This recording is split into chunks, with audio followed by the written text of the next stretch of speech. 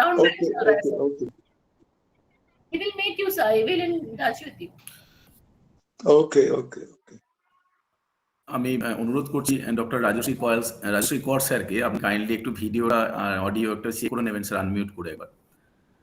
আমাদের আজকের মুখ্য আলোচক ডক্টর রাজশ্রী কর স্যার, আমি অনুরোধ করছি একবার আপনি আপনার ভিডিও এবং অডিওটা একটু চেক করে নেবেন sir, please. Hello hello hello hello, হ্যাঁ স্যার, আপনার ভয়েস শোনা যাচ্ছে। শোনা যাচ্ছে? Thank you sir. Thank you madam, thank you Mrityunjay sir. হ্যাঁ নমস্কার স্যার, ক্যামেরাটা একটু মাথাটা কেটে যাচ্ছে, একটু স্লাইডলি যদি নামানো যায়। ওকে হ্যাঁ ওকে স্যার, ওকে না? হ্যাঁ ওকে ওকে। আমি আমাদের সম্মানীয় অধ্যক্ষ মহোদয়ের কাছে অনুরোধ করছি স্যার যদি অনুমতি দেন, আমাদের মুখ্য আলোচক এবং বিশিষ্ট অতিথি এবং আমাদের শিক্ষার্থীরা সবাই আমরা সম্মিলিত হয়েছে আজকে আলাপনের 46তম পর্বে। স্যার যদি অনুমতি দেন আমরা শুরু করতে পারি। Thank you sir. Okay sir, okay. নমস্কার, শুভ সন্ধ্যা। সুস্থ দেহে সুস্থ মন, এই নিয়েই আলাপন। আজকের এই সুন্দর সন্ধ্যায় আমরা সম্মিলিত হয়েছি, একত্রিত হয়েছি আলাপনের 46তম পর্ব নিয়ে, যেটি সেবাভারতী মহাবিদ্যালয়ের শারীরশিক্ষা বিভাগের উদ্যোগে শুরু হয়েছিল ঠিকই, কিন্তু আজকের এই আলাপন সারা বাংলা তথা ভারতবর্ষের শারীরশিক্ষাবিদ তথা ক্রীড়াবিদদের মনের কোণে জায়গা করে নিয়েছে বলেই আজকের এই সন্ধ্যায় আমরা প্রায় 100 জনের বেশি সম্মিলিত হয়েছি। উপস্থিত সকলকেই যথাযোগ্য সম্মান, শ্রদ্ধা, কৃতজ্ঞতা এবং প্রণাম জানিয়ে আমরা আলাপনের 46তম পর্ব শুরু করতে চলেছি। একদম শুরুতেই কথা না বাড়িয়ে আমি আমাদের মহাবিদ্যালয়ের সম্মানীয় অধ্যক্ষ, এই অনুষ্ঠানকে চালানোর জন্য যিনি আমাদের প্রাণ শক্তি হিসেবে কাজ করছেন, আমাদের শক্তি সঞ্চারিত করছেন, আমাদের মহাবিদ্যালয়ের সম্মানীয় অধ্যক্ষ ডক্টর দেবপ্রসাদ সাহু স্যারকে অনুরোধ করছি তার স্বাগত ভাষণ রাখার জন্য। Please sir. শুভ সন্ধ্যা, গুড ইভিনিং এভরিবডি। সুস্থ দেহে সুস্থ মন, এই নিয়েই আলাপন। পশ্চিমবাংলার প্রত্যন্ত গ্রামীণ এলাকা ঝাড়গ্রাম জেলায় অবস্থিত আমাদের এই সেবা ভারতী মহাবিদ্যালয়। এই সেবা ভারতী মহাবিদ্যালয়ের শারীরশিক্ষা বিভাগের কিছু নবীন অধ্যাপকের উদ্যোগে আমাদের এই আলাপন শারীরশিক্ষার প্রচার, বিকাশ, বিস্তারের জন্য শুরু হয়েছে। আজকে 46তম পর্ব। এই 46তম পর্বে পশ্চিমবাংলার বিভিন্ন বিশ্ববিদ্যালয়ের অধ্যাপক অধ্যাপিকাবৃন্দ, বিভিন্ন মহাবিদ্যালয়ের অধ্যাপিকা বৃন্দ এবং বিভিন্ন বিদ্যালয়ের শিক্ষক শিক্ষিকাবৃন্দ সবাইকেই মহাবিদ্যালয়ের পক্ষ থেকে স্বাগত জানাচ্ছি। এবং যাদের জন্য এই অনুষ্ঠান, যাদের জন্য এই প্রোগ্রাম, সেই শারীরশিক্ষার শিক্ষার্থী, তাদেরকেও মহাবিদ্যালয়ের পক্ষ থেকে স্বাগত জানাচ্ছি। আজকের 46তম পর্ব। সেই 46তম পর্বে আমরা আজকের দিনে গর্ব অনুভব করছি পশ্চিমবাংলার তথা ভারতবর্ষের আলাপনের পূর্ববর্তী যারা বক্তা ছিলেন, বিশিষ্ট শারীরশিক্ষাবিদ, যাদের খ্যাতি, যাদের নাম পশ্চিমবঙ্গ তথা ভারতবর্ষ তথা পৃথিবীতেও বিভিন্ন জায়গায় ছড়িয়ে আছে, তারা উপস্থিত এখানে আছেন এবং উপস্থিত থেকে আলাপনকে সুসমৃদ্ধ করছেন। তাদের মধ্যে আমরা পেয়েছি কল্যাণী বিশ্ববিদ্যালয়ের প্রাক্তন vice chancellor professor Alok Banerjee মহাশয়, কল্যাণী বিশ্ববিদ্যালয়ের খ্যাতনামা অধ্যাপক প্রফেসর ডি.কে. বন্দ্যোপাধ্যায়, দিলীপ কুমার বন্দ্যোপাধ্যায় মহাশয়, এবং আলাপনের পূর্ববর্তী বক্তা যিনি ছিলেন ডক্টর সুব্রত মল্লিক মহাশয়, এবং যারা আরো বিশিষ্ট ব্যক্তি আছেন সবাইকেই স্বাগত জানাচ্ছি। আজকে আমরা বিশেষভাবে আলাপনে পেয়েছি ভারতবর্ষের শারীরশিক্ষার প্রথম সারির ব্যক্তি, যার খ্যাতি শুধু ভারতবর্ষে ছড়িয়ে নেই, যার খ্যাতি সারা পৃথিবীতে বিভিন্ন জায়গায় ছড়িয়ে আছে, সেই প্রফেসর ডক্টর উপল অরুণ কুমার উপল মহাশয়কে আমরা পেয়েছি। আজকে আমরা নিজেদেরকে সমৃদ্ধ মনে করছি ওনাদের উপস্থিতিতে, ওনার উপস্থিতিতে আলাপন যাতে আরো সমৃদ্ধ হোক। আজকের আলাপনের মুখ্য আলোচক, ডিস্টিংগুইশ স্পিকার, তিনি Dr. Rajarshi Kaur, State Institute of Physical Education for Women, Hastings House, পশ্চিম বাংলার এক খ্যাতনামা শারীর শিক্ষার মহিলাদের প্রতিষ্ঠান, সেই প্রতিষ্ঠানের অধ্যাপক ডক্টর রাজশ্রী কর, যাকে আমি স্বাগত জানাচ্ছি, যার জ্ঞানের সীমা সারা পশ্চিমবাংলা তথা ভারতবর্ষে ছড়িয়ে আছে। আজকের আলাপনের ছাত্রছাত্রীদের যার জ্ঞান বিস্তারের মাধ্যমে আমরা নিজেদেরকে সমৃদ্ধ করব। বিশেষ কিছু বলার নেই। আরো যারা বিশিষ্ট ব্যক্তিবর্গ, আলাপনের পূর্ববর্তী বক্তা যারা এখানে অধ্যাপক আছেন, যারা এখানে উপস্থিত আছেন, তাদের সবাইকেই আমি স্বাগত জানিয়ে আলাপনের এই স্বাগত ভাষণ শেষ করছি। সবাইকেই নমস্কার। আলাপন আরো সমৃদ্ধ হোক, আলাপন আরো এগিয়ে চলুক, আলাপন আরো বিস্তার লাভ করুক, আলাপন শারীর শিক্ষার বিশেষ কোনো কাজে লাগুক, এই বক্তব্য রেখে আমি আমার এই স্বাগত ভাষণ শেষ করছি। নমস্কার সবাইকে। অসংখ্য ধন্যবাদ সম্মানীয় অধ্যক্ষ মহোদয়কে। চিরাচরিতভাবেই প্রতিটি পর্বের শুভ সূচনা এবং স্বাগত ভাষণের মধ্যে দিয়েই আমাদের আলাপনের শুভ সূচনা হয়ে থাকে। আজকে 46তম পর্ব তার ব্যতিক্রম হলো না। আমরা আলাপনের উদ্যোক্তাদের পক্ষ থেকে, আমাদের মহাবিদ্যালয়ের শারীর শিক্ষা বিভাগের অধ্যাপক অধ্যাপিকাদের পক্ষ থেকে সম্মানীয় অধ্যক্ষ মহোদয়কে নতমস্তকে প্রণাম জানাই এবং সেই সঙ্গে উপস্থিত সমস্ত ব্যক্তিবর্গকে আরো একবার স্বাগত জানিয়ে আজকের যিনি মুখ্য আলোচক ডক্টর রাজশ্রী কর স্যারের সঙ্গে আমাদের সকলের সঙ্গে পরিচিত করাবেন আমাদেরই মহাবিদ্যালয়ের অধ্যাপিকা ডক্টর নিতু দত্ত মহাশয়া। Neetuji, please. Thank you, Dr. Das. Well, good evening, ladies and gentlemen, all the dignitaries, and my dear students. Today is the 46th episode of Alapan, and event like this cannot happen overnight. The wheel started rolling a year ago and requires planning and a bird eye for detail. We are fortunate enough to patronize by our respected principal, hardworking and dynamic, Professor Dr. Rajarshi sir, for being a catalyst that stimulates us to do our best. Thank you very much, sir. I am privileged and delighted to welcome our speaker, Dr. Rajarshi Kar, Assistant Professor, and I also welcome all respected dignitaries who have associated themselves in this event and also given us a direction continuously.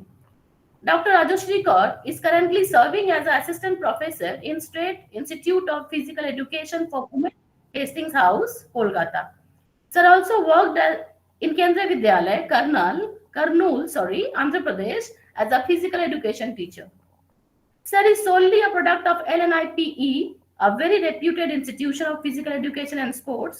Sir did his PhD with fellowship, MPed, BPed from the same institution. He is specialized in track and field. He also worked for Magic Bus, a non-profit organization for sports. He is also a versatile player.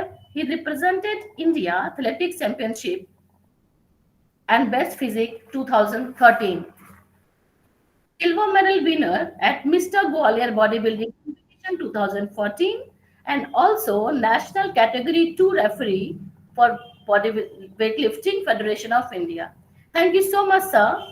And we are eagerly waiting to listen you on periodization strategy for optimal athletic development. I think our student of semester 3 is going to get a great advantage for this lecture. Thank you so much, Rajarshi sir, and welcome again, and over to you.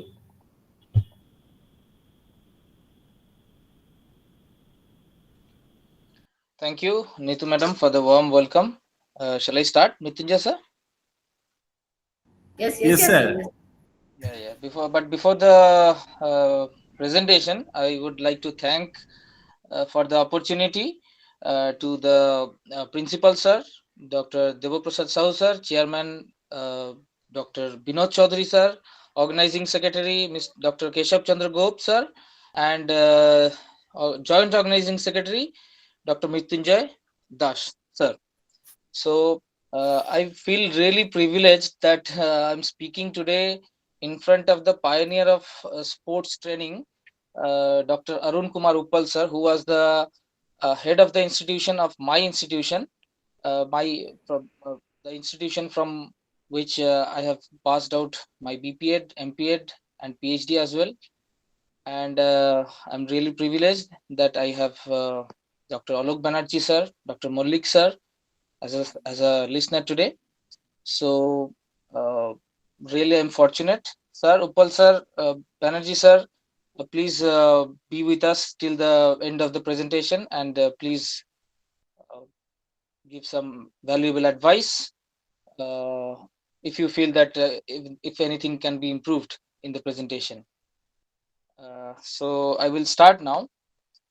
But before starting, I want to share my screen. Mrityunjay sir and Neetu ma'am, what should be the mode of transmission? Which language should I speak? In which language Bengali, should I speak? more Bengali. Bengali, sir. Bilingual, be bilingual, I think. They don't say like this. Being periodization means English version তো কিছু থাকবেই। Bilingual হলে মনে হয় বাচ্চারা বেশি লাভ পাবে। Bilingual. Okay. মানে বাংলা বেশি বলতে হবে মনে হয়। বাংলা বেশি মোর বলতে হবে। বেঙ্গলি করে তো বললাম। কিন্তু বাইলিঙ্গুয়াল হলে একদম একদম। Screen is visible? Yes sir. yes. Screen দেখা যাচ্ছে? হুম। Okay.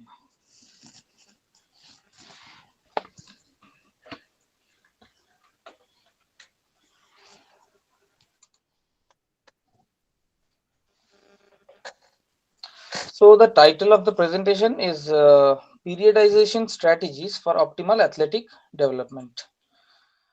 আমি একটু আগেই বলে দিই যে প্রেজেন্টেশন চলবে, আমি ভিডিও অফ করে দিচ্ছি।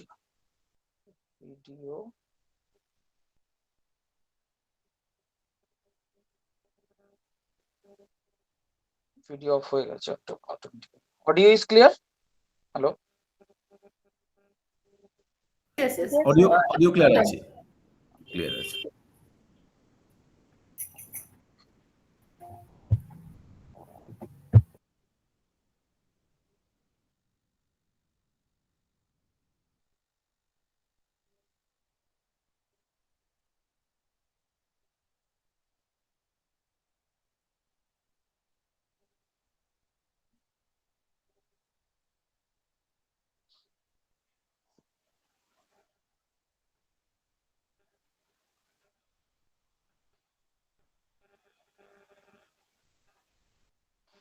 Okay, let it be like this only.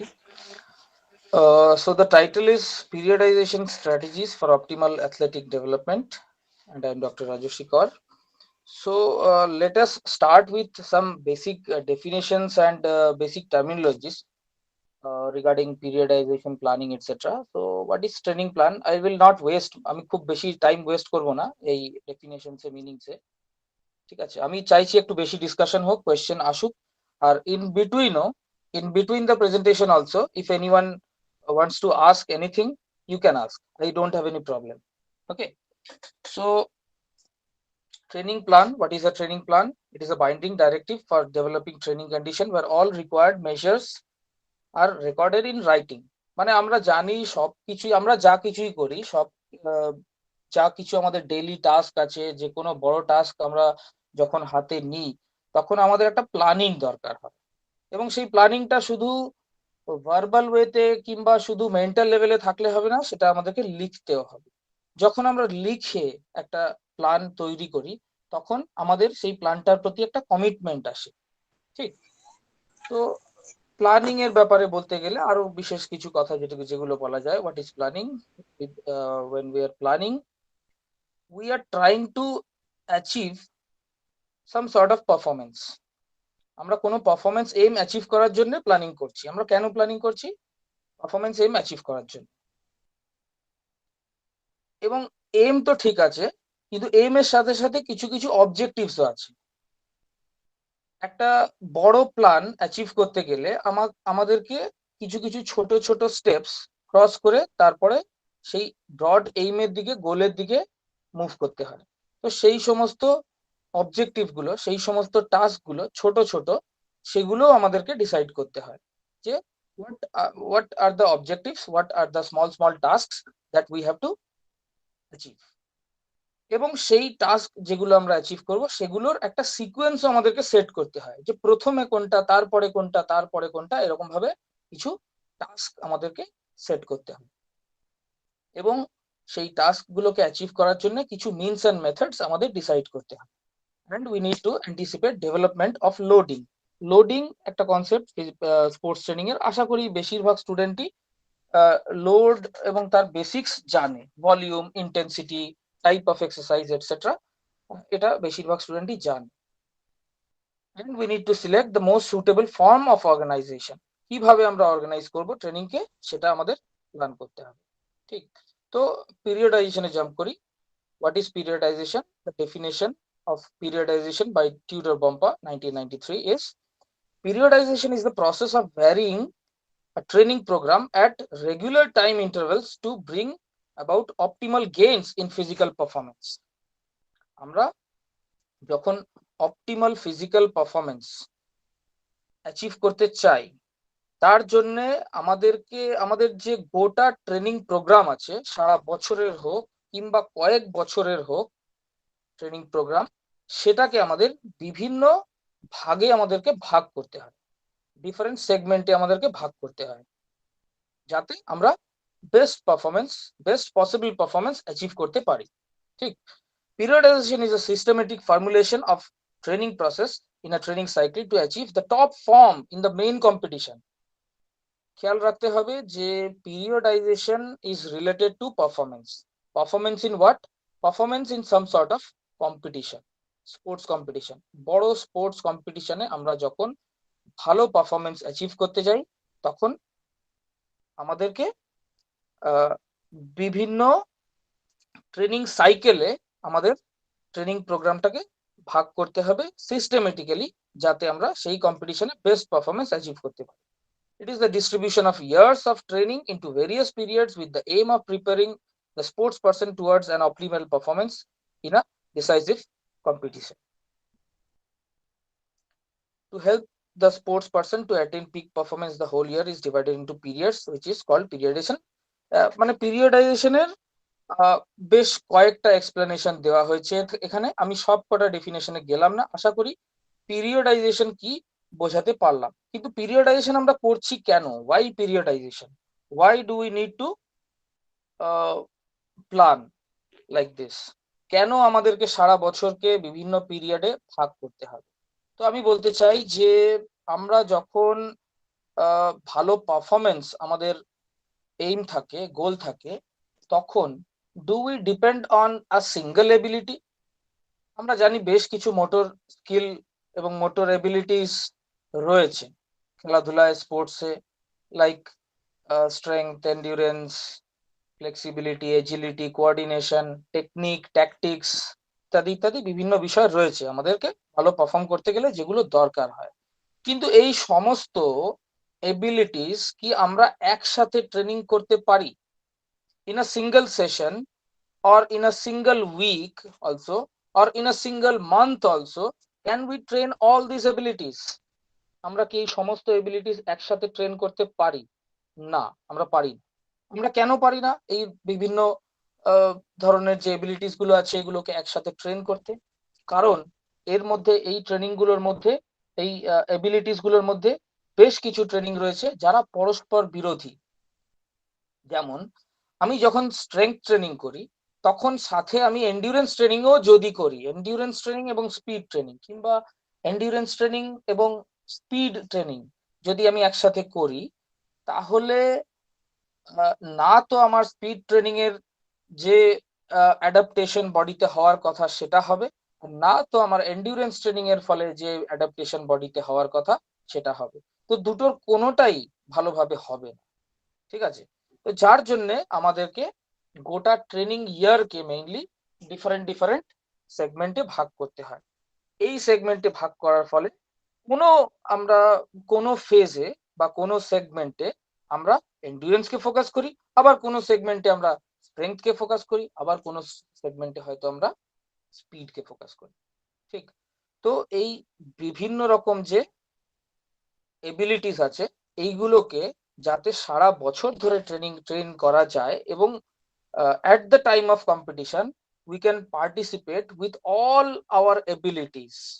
আমাদের এই যে সমস্ত এবিলিটিস গুলো রয়েছে, strength, endurance, flexibility, coordination etcetera, সবগুলো যাতে অপটিমাম লেভেলে থাকে এবং আমাদের পারফরমেন্স যাতে একদম টপে থাকে, একদম পিকে থাকে, সেই জন্য আমরা পিরিয়ডাইজেশন করি, right? So there are different systems of planning, যার মধ্যে আছে long term development plan, Olympic plan, annual plan, sectional plan এবং ডেজ প্ল্যান। এই প্রত্যেকটা আমরা দেখব এক এক করে। So let us move into long term athlete development plan. ঠিক আছে, স্ক্রিনটা কি দেখা যাচ্ছে, লেখাগুলো? হ্যাঁ, দেখা দেখা যাচ্ছে, রাজেশ, দেখা ইয়েস, যাচ্ছে। দেখা যাচ্ছে। ওকে ওকে ওকে ওকে। তো এখানে আমরা দেখতে পাবো long term athlete development plan কি জিনিস। Long term athlete development plan বলছে আমরা যদি চাই অ্যাথলিটদের ডেভেলপ করতে, আমরা যদি চাই যে ছোটবেলা থেকে বেশি বয়স অবধি অ্যাথলিটদেরকে তাদের সেই জার্নিতে প্রপারলি গাইড করতে, তাহলে আমাদের কোন কোন স্টেপের থ্রুতে আমাদের যেতে হবে।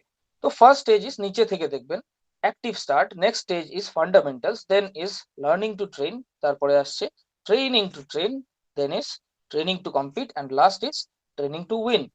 ঠিক, তো এই ধরনের যে স্টেজগুলো রয়েছে, এই সব স্টেজের থ্রুতে আমাদের যেতে হবে for the long term athlete development.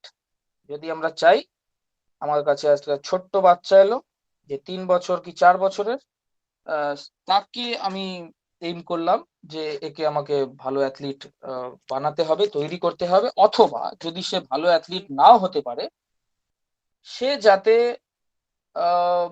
Physical অ্যাক্টিভিটিকে passion হিসাবে নেয় এবং সে যাতে সারা জীবন পার্টিসিপেট করে ফিজিক্যাল অ্যাক্টিভিটিতে, লাইফ লং পার্টিসিপেশন থাকে তার ফিজিক্যাল অ্যাক্টিভিটিতে, সেটা যদি আমরা চাই, তাহলে আমাদের এই ধরনের একটা মডেল যদি আমরা ফলো করি তাহলে খুব ভালো হয়। ঠিক আছে, যেখানে কি বলা হচ্ছে, অ্যাক্টিভ স্টার্ট, যেখানে একদম ছোট বয়সে 6 বছর বয়স অবধি আমাদের তাদেরকে একটা অ্যাক্টিভ স্টার্ট দিতে হবে, নাথিং মোর নাথিং। ঠিক, যে তাদের যাতে একটা অ্যাক্টিভ লাইফস্টাইল থাকে, we need to take care of that. Next stage is fundamentals. Fundamental motor skills যেগুলো আছে সেইগুলো আমাদের এই বয়সে ফোকাস করতে হবে। মেয়েদের ক্ষেত্রে 6 to 8 ইয়ার্স, ছেলেদের ক্ষেত্রে 6 to 9 ইয়ার্স। এবং একটু খেয়াল করে দেখবেন, এই যে ফান্ডামেন্টালস কথাটা লেখা রয়েছে, এর মধ্যে FUN, ফান, এটা কিন্তু আমাদের ব্লক লেটারে লেখা রয়েছে। এটা ব্লক লেটারে কেন লেখা রয়েছে? কারণ আমাদেরকে এই স্টেজে, ডিউরিং দিস স্টেজ, আমাদের ফান একটা ইম্পর্টেন্ট এলিমেন্ট। আমাদের শুধু ফান্ডামেন্টাল মোটর স্কিলস এর উপরে ফোকাস করলে হবে না, সেটার সাথে সাথে আমাদের ফান বা এনজয়মেন্টের উপরেও ফোকাস করতে হবে, সেই জন্য এই stage. Then it is learning to train. Learning to train বলতে আমাদের ট্রেনিং করা শিখতে হবে। ফান্ডামেন্টালসেও তাদের বেসিক মুভমেন্টস শেখানো হচ্ছিল, but training related, hard physical training related কোনো কনসেপ্ট তখনও দেওয়া হয়নি। প্রথম স্টেজ ছিল, সেকেন্ড স্টেজ ছিল আমাদের শুধু ফান্ডামেন্টাল মোটর স্কিলস এর উপরে। নেক্সট আসলো আমাদের ট্রেনিং করা শেখা। এটা হচ্ছে মেয়েদের ক্ষেত্রে 8 থেকে 11, ছেলেদের ক্ষেত্রে 9 থেকে 12। Then the stage is training to train. মেয়েদের ক্ষেত্রে 11 থেকে 15, ছেলেদের ক্ষেত্রে 12 থেকে 16। ঠিক, এখানে আমাদের টার্গেট কি? ট্রেনিং করতে শিখেছি আমরা এর আগে, এবার আমাদের ট্রেনিং করতে হবে। What is the goal of training? To train. Goal is to train, that's all, nothing else. Then training to compete. এবার কম্পিটিশন করার জন্য খেলতে হবে, খেলাধুলা শিখতে হবে। ঠিক, কম্পিটিশনের যে এলিমেন্ট আছে, আমরা সবাই জানি কম্পিটিশন এবং কোঅপারেশন। তো কম্পিটিশনকে ধরা হয় বেশ কিছু জায়গায় যে if there is too much element of competition in the physical education lesson, then that overall development of that individual gets hampered. তার যে ওভারঅল ডেভেলপমেন্ট আছে, আমরা ফিজিক্যাল ডেভেলপমেন্টের কথা শুধু বলছি না, ফিজিক্যাল ডেভেলপমেন্টের সাথে সাথেও কিছু mental, social, emotional, spiritual development রয়েছে এবং মরাল ডেভেলপমেন্ট রয়েছে, সেইগুলো কিন্তু হয়তো ব্যাহত হতে পারে if we introduce the element of competition too early in the training, right? তো ফিমেলসদের ক্ষেত্রে ট্রেনিং টু কম্পিট, কম্পিটিশনের এলিমেন্ট ইন্ট্রোডিউস করা হবে 15 থেকে 21 বছরের মধ্যে। ছেলেদের ক্ষেত্রে এটা হবে 16 থেকে 23। এবং after that the stage comes where there is training to win.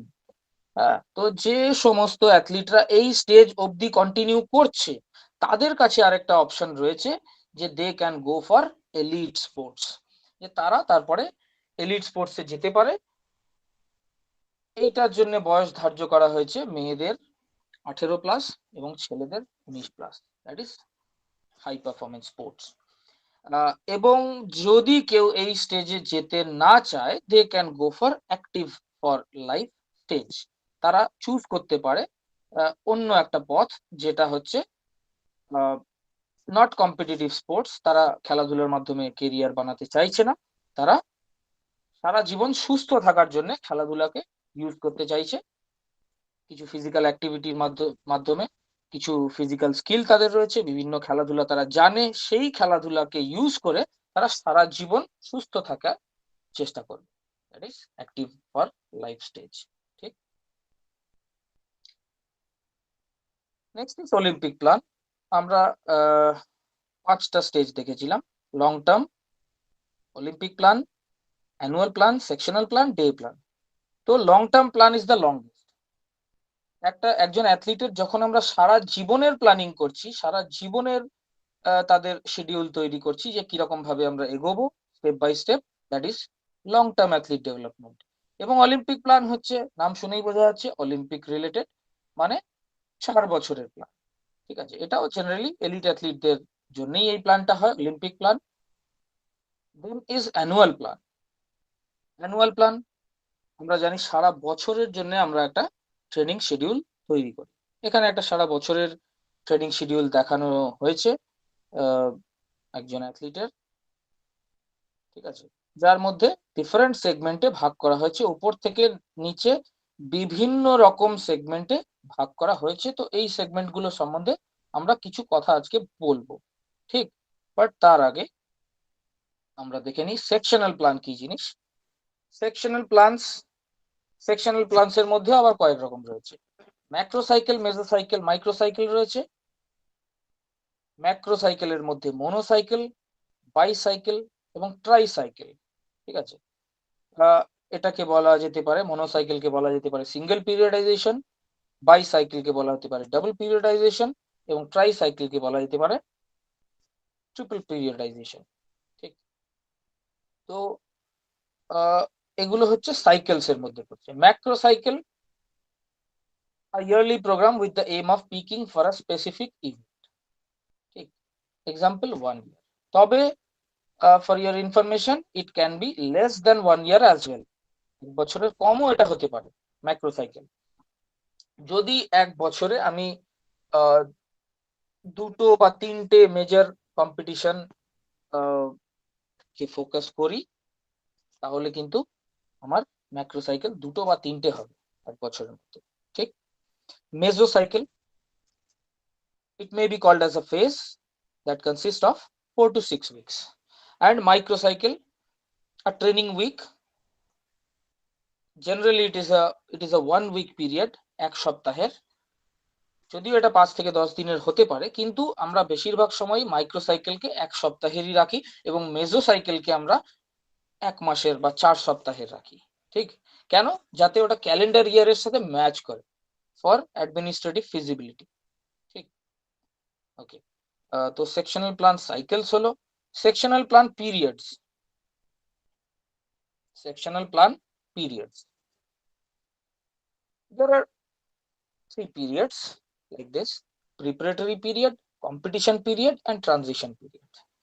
এগুলো হয়তো টার্মিনোলজি সবার খুব অজানা নয়, মোটামুটি অনেকেই দেখেছে। তো প্রিপারেটরি পিরিয়ড একটা পিরিয়ড রয়েছে, যে পিরিয়ডের গোল হচ্ছে ফিটনেসের বেস তৈরি করা, basic fitness, strength, endurance, flexibility ইত্যাদি ডেভেলপ করা, ঠিক। Goal is to develop base level of conditioning in order to increase the athlete's ability to tolerate more intense training, ঠিক, যাতে সে পরবর্তীকালে কম্পিটিশন পিরিয়ডে যে হাই ইন্টেন্সিটি অফ ট্রেনিং তার সামনে আসতে চলেছে, সেই ট্রেনিং ফেস করার জন্য যাতে সে রেডি হতে পারে, নিজেকে রেডি করতে পারে। ঠিক, এরপরে আসছে কম্পিটিশন পিরিয়ড। কম্পিটিশনের সময় তার যাতে পারফরমেন্স লেভেল হাই থাকে, পারফরমেন্স লেভেল একদম টপে থাকে, এই চেষ্টা করা হবে কম্পিটিশন পিরিয়ডে। প্রিপারেটরি পিরিয়ডে সে যে ফিটনেস গেইন করেছে, যে সমস্ত স্কিল সে অর্জন করেছে, সেই স্কিল যাতে সে কম্পিটিশন পিরিয়ডে মেনটেন করতে পারে, সেই এম করা হবে কম্পিটিশন পিরিয়ডে। এবং যত রকমের এবিলিটি সে গেইন করেছে, সমস্ত রকমের এবিলিটি যাতে তার পারফরমেন্সের মধ্যে প্রকাশ পায়, এটা আমাদের চেষ্টা করতে হবে কম্পিটিশন পিরিয়ডে। এবং last is transition period, that is off season period. ঠিক, it's the bridge between multiple macro cycle and annual training plans. Usually আমরা এই ট্রানজিশন পিরিয়ড নিয়ে খুব একটা ডিসকাশন করি না, but this is also important. এই ফেজে আমাদের through out the training year, through out the annual training plan যে সমস্ত স্ট্রেস বিল্ড আপ হয়েছিল, সেই স্ট্রেস থেকে আমরা কিন্তু মুক্তি পাওয়ার চেষ্টা করি, কোনো ইনজুরি থাকলে সেই ইনজুরি থেকে রিকভার করার চেষ্টা করি during this period. Now there is a section of sectional plan phases. There are several phases: general preparation, specific preparation, pre-competition, competition, and recovery or transition phase. এই ফেজ গুলো রয়েছে। আমরা সবাই জানি যে প্রিপারেটরি পিরিয়ডের আন্ডারে জেনারেল প্রিপারেশন, স্পেসিফিক প্রিপারেশন রয়েছে। ঠিক, তো এই রকমই এই ফেজ গুলো কোনো না কোনো পিরিয়ডের আন্ডারে আসছে। ঠিক, আমরা একটু দেখে নেব যে কিভাবে এই ডিফারেন্ট সেগমেন্ট গুলো পরস্পরের সাথে, একে অপরের সাথে related.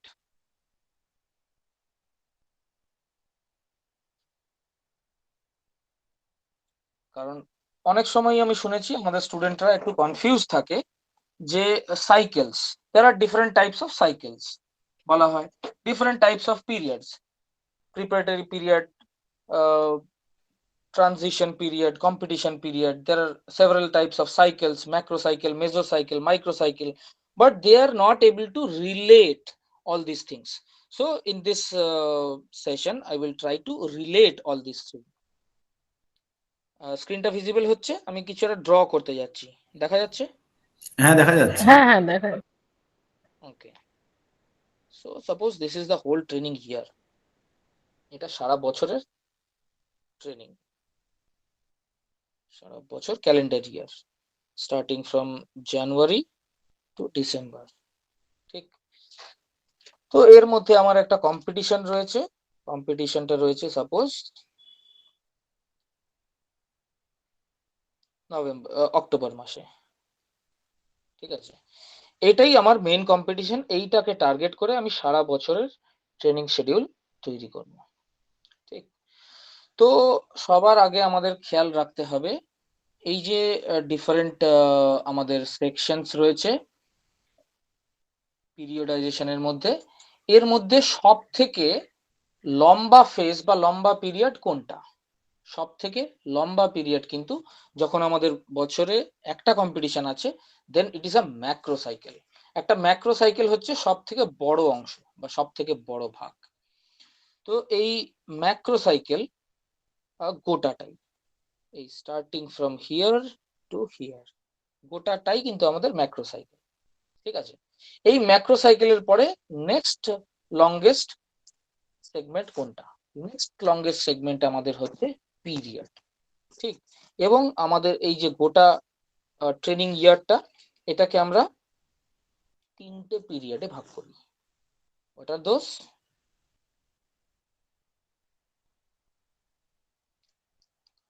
Preparatory period, competition period,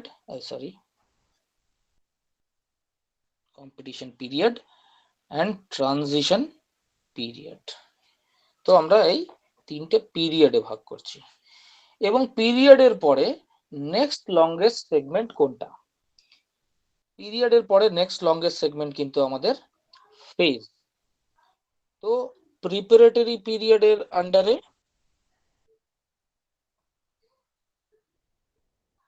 কোন কোন ফেজ আসছে?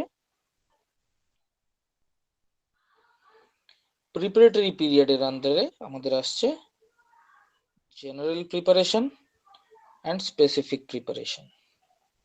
কম্পিটিশন পিরিয়ডের আন্ডারে আমাদের কোন কোন ফেজ আসছে? আমাদের আসছে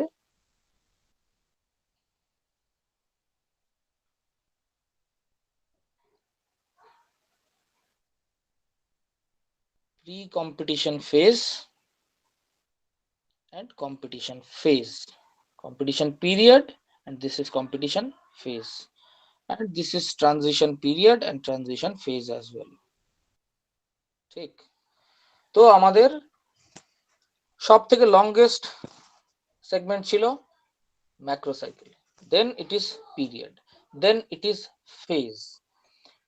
ফেজের পরে নেক্সট লংগেস্ট সেগমেন্ট আমাদের কি? সেটা হচ্ছে মেজো সাইকেল। ঠিক আছে, তো ধরা যাক সাপোজ এই যে general preparation phase, general preparation phase, general preparation ফেজে আমাদের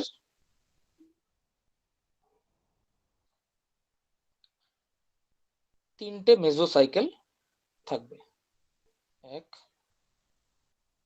2 3, তিনটে মেজো সাইকেল বা চারটে, আরেকটা বানিয়ে দিই, চারটে মেজো সাইকেল থাকলো। ঠিক আছে, স্পেসিফিক প্রিপারেশন ফেজে আমাদের দুটো মেজো সাইকেল থাকলো।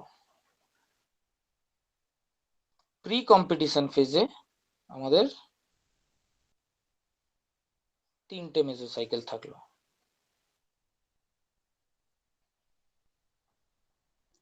এবং কম্পিটিশন পিরিয়ড এটা আমাদের একটা মেজো সাইকেলের, এবং ট্রানজিশনে আমাদের দুটো মেজো সাইকেল। একটু কম বেশি এর মধ্যে হতে পারে কিছু, কিন্তু মোটামুটি এরকম ভাবে ব্যাপারটা হলো। এবং মেজো সাইকেল হচ্ছে আমাদের এমন একটা ডিউরেশন যেটা নিয়ার অ্যাবাউট 1 মান্থ বা 4 সপ্তাহ, 4 সপ্তাহের একটা মেজো সাইকেল। তো আমরা যদি দেখি এখানে 1 2 3 4 5 6 7 8 9 10 11 12 মেজো সাইকেল, 12 মান্থস। যদি আমরা 4 সপ্তাহের মেজো সাইকেল না রাখি তাহলে হিসাবটা একটু হয়তো অন্যরকম হতে পারে, কিন্তু জেনারেলি আমরা 4 সপ্তাহেরই রেখে থাকি।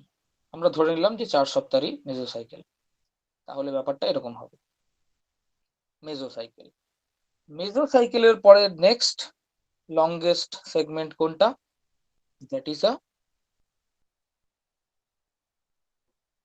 Micro cycle. এবং যেহেতু আমরা বললাম 4 সপ্তাহের একটা মেজো সাইকেল, তো এর মধ্যে 1 2 3 4 একটা মেজো সাইকেলের মধ্যে আমার 4টে মাইক্রো সাইকেল রয়েছে। ঠিক আছে, এবং মাইক্রো সাইকেল হচ্ছে জেনারেলি আমাদের 1 সপ্তাহের পিরিয়ড। আমরা উইকলি প্ল্যান যখন বানাই তখন আমরা জেনারেলি একটা মাইক্রো সাইকেল প্ল্যান করি।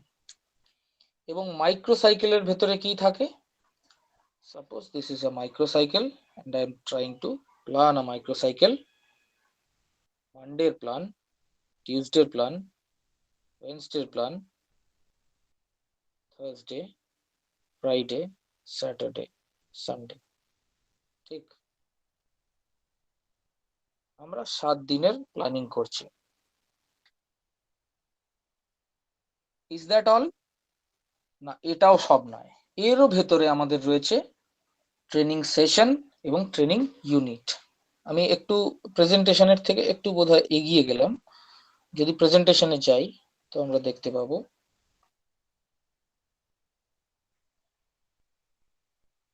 যে সেগমেন্টে ছিলাম, সেকশনাল প্ল্যানে ছিলাম।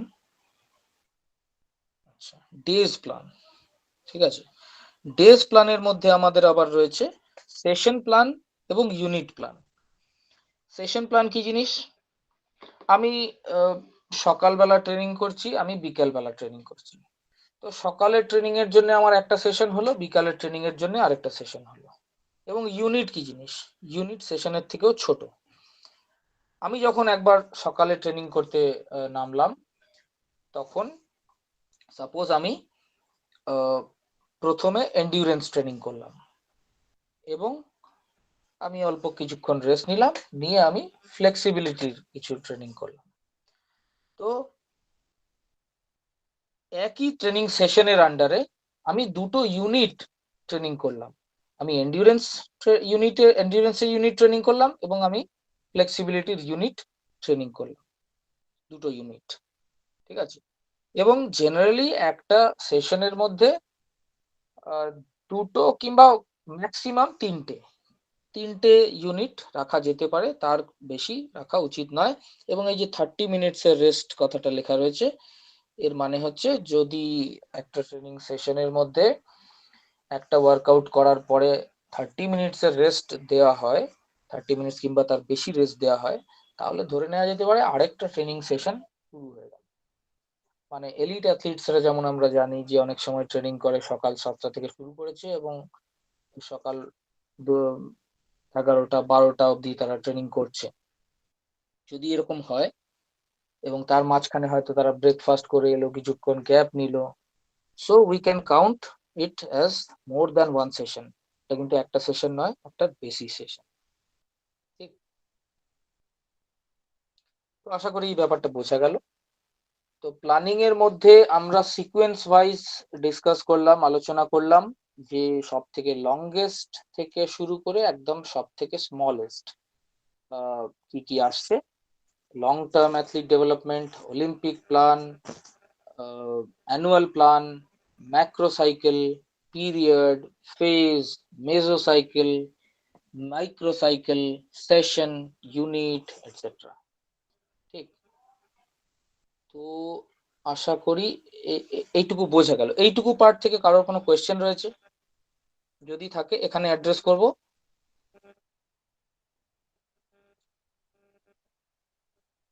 এইটুকু যে পার্ট হলো এখান থেকে if anyone is having any question.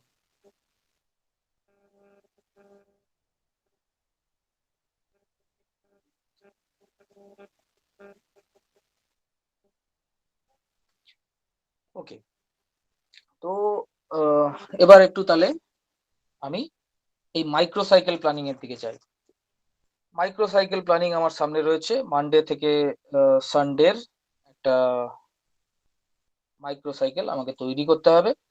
while planning a microcycle, what should I consider first? আমাকে কি ভাবতে হবে? মেসোসাইকেল তো হলো, ম্যাক্রোসাইকেল হলো, প্রিপারেটরি পিরিয়ড, ফেজ হলো। মাইক্রোসাইকেল তৈরি করার সময় আমাকে কি ভাবতে হবে? মাইক্রোসাইকেল তৈরি করার সময় আমাকে ভাবতে হবে আমি কোন ধরনের লোড আমার স্টুডেন্টদেরকে দিচ্ছি, এটা সবার প্রথমে ভাবতে হবে। There are several types of load, namely CNS load, central nervous system load, structural load and metabolic load. Central nervous system load কাকে বলা হচ্ছে? যখন আমি এমন কোনো অ্যাক্টিভিটি করছি যেটা মোর দ্যান 90% ইন্টেন্সিটি, হেভি ইন্টেন্সিটির সাথে আমরা যখন এমন কোনো ওয়ার্কলোড নিচ্ছি যেটা আমাদের সেন্ট্রাল নার্ভাস সিস্টেমের উপরে একটা লোড ক্রিয়েট করছে। কোন ধরনের অ্যাক্টিভিটিতে এই ধরনের central nervous system load create হচ্ছে? জেনারেলি ভেরি হাই স্পিডে যখন আমরা কোনো ওয়ার্কআউট করছি near to 100% intensity, or very high ইন্টেন্সিটির সাথে যখন আমরা স্ট্রেংথ ট্রেনিং করছি, কিংবা ভেরি কমপ্লেক্স স্কিল ট্রেনিং যখন আমরা করছি, তখন আমাদের এই সেন্ট্রাল নার্ভাস সিস্টেম লোড তৈরি হচ্ছে। আমরা মেটাবলিক লোড কাকে বলছি? এমন লোড যেখানে আমাদের কার্ডিওভাস্কুলার সিস্টেম এবং এনার্জি সিস্টেম কে চ্যালেঞ্জ করা হচ্ছে, যেটা আমাদের সাধারণত এন্ডিউরেন্স অ্যাক্টিভিটির ক্ষেত্রে আসে। আমরা স্ট্রাকচারাল লোড কাকে বলছি? স্ট্রাকচারাল লোড হচ্ছে এমন লোড যেটা আমাদের বডির ডিফারেন্ট স্ট্রাকচার আমাদের বডি স্ট্রাকচার তৈরি করতে যে সমস্ত অর্গানস এবং সিস্টেম সাহায্য করছে, যেমন বোনস, জয়েন্টস, লিগামেন্টস, টেন্ডেন্স, এরা সাহায্য করছে। তো এইগুলোর ওপরে আমাদের লোড ক্রিয়েট করছে যখন, সেটাকে আমরা বলছি স্ট্রাকচারাল লোড। ঠিক। তো এই বিভিন্ন ধরনের লোড রয়েছে, এবং বিভিন্ন ধরনের লোড যে রয়েছে, এই লোডগুলোর বিভিন্ন ডিউরেশনের রিকভারিও প্রয়োজন। যেমন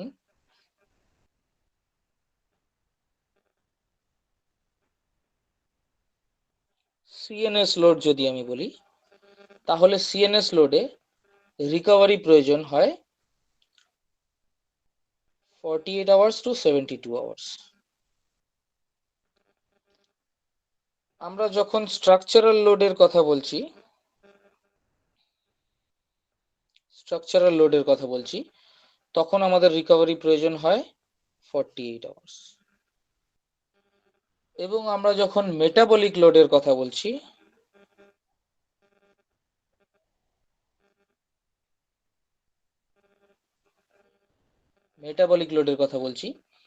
তখন আমাদের রিকভারি প্রয়োজন হয়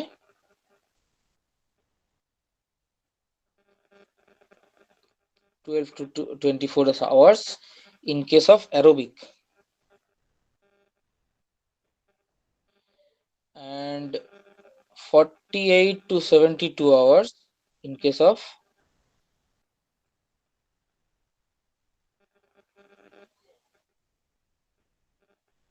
anaerobic। ঠিক আছে। তো এবার এইগুলো দেখে আমাদেরকে ডিসাইড করতে হবে যে আমরা কিরকম ভাবে লোডিং করব। তো ধরা যাক আমি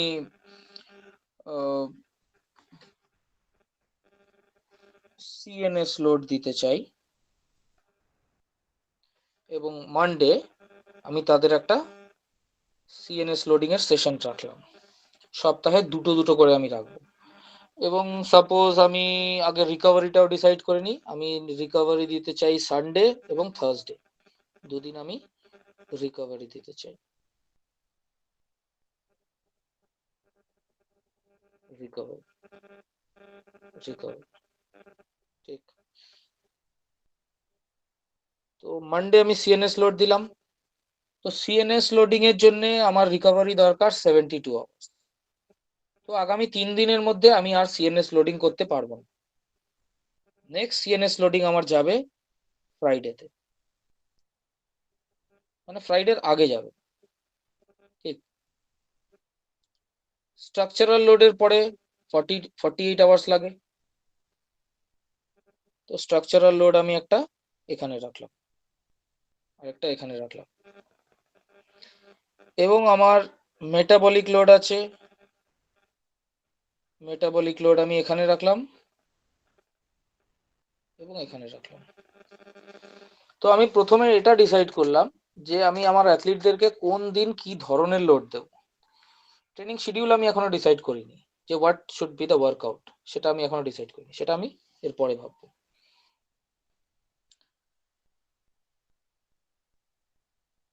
তো এইরকম ভাবে আমি দেখে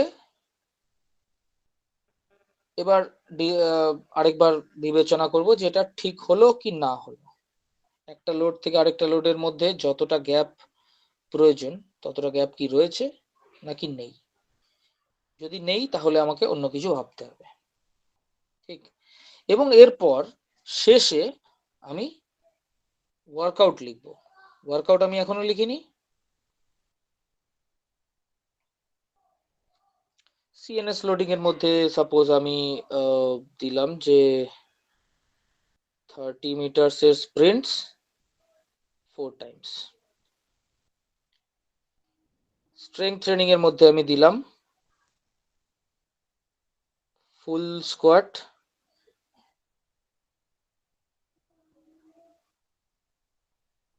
4 সেটস,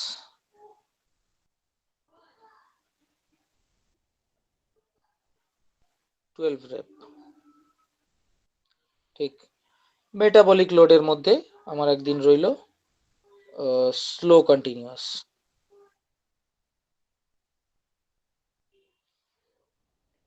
সিএনএস লোডিং এর মধ্যে আমার আবার এখানে ওই ধরনেরই একটা কিছু রইল, 60 মিটার্স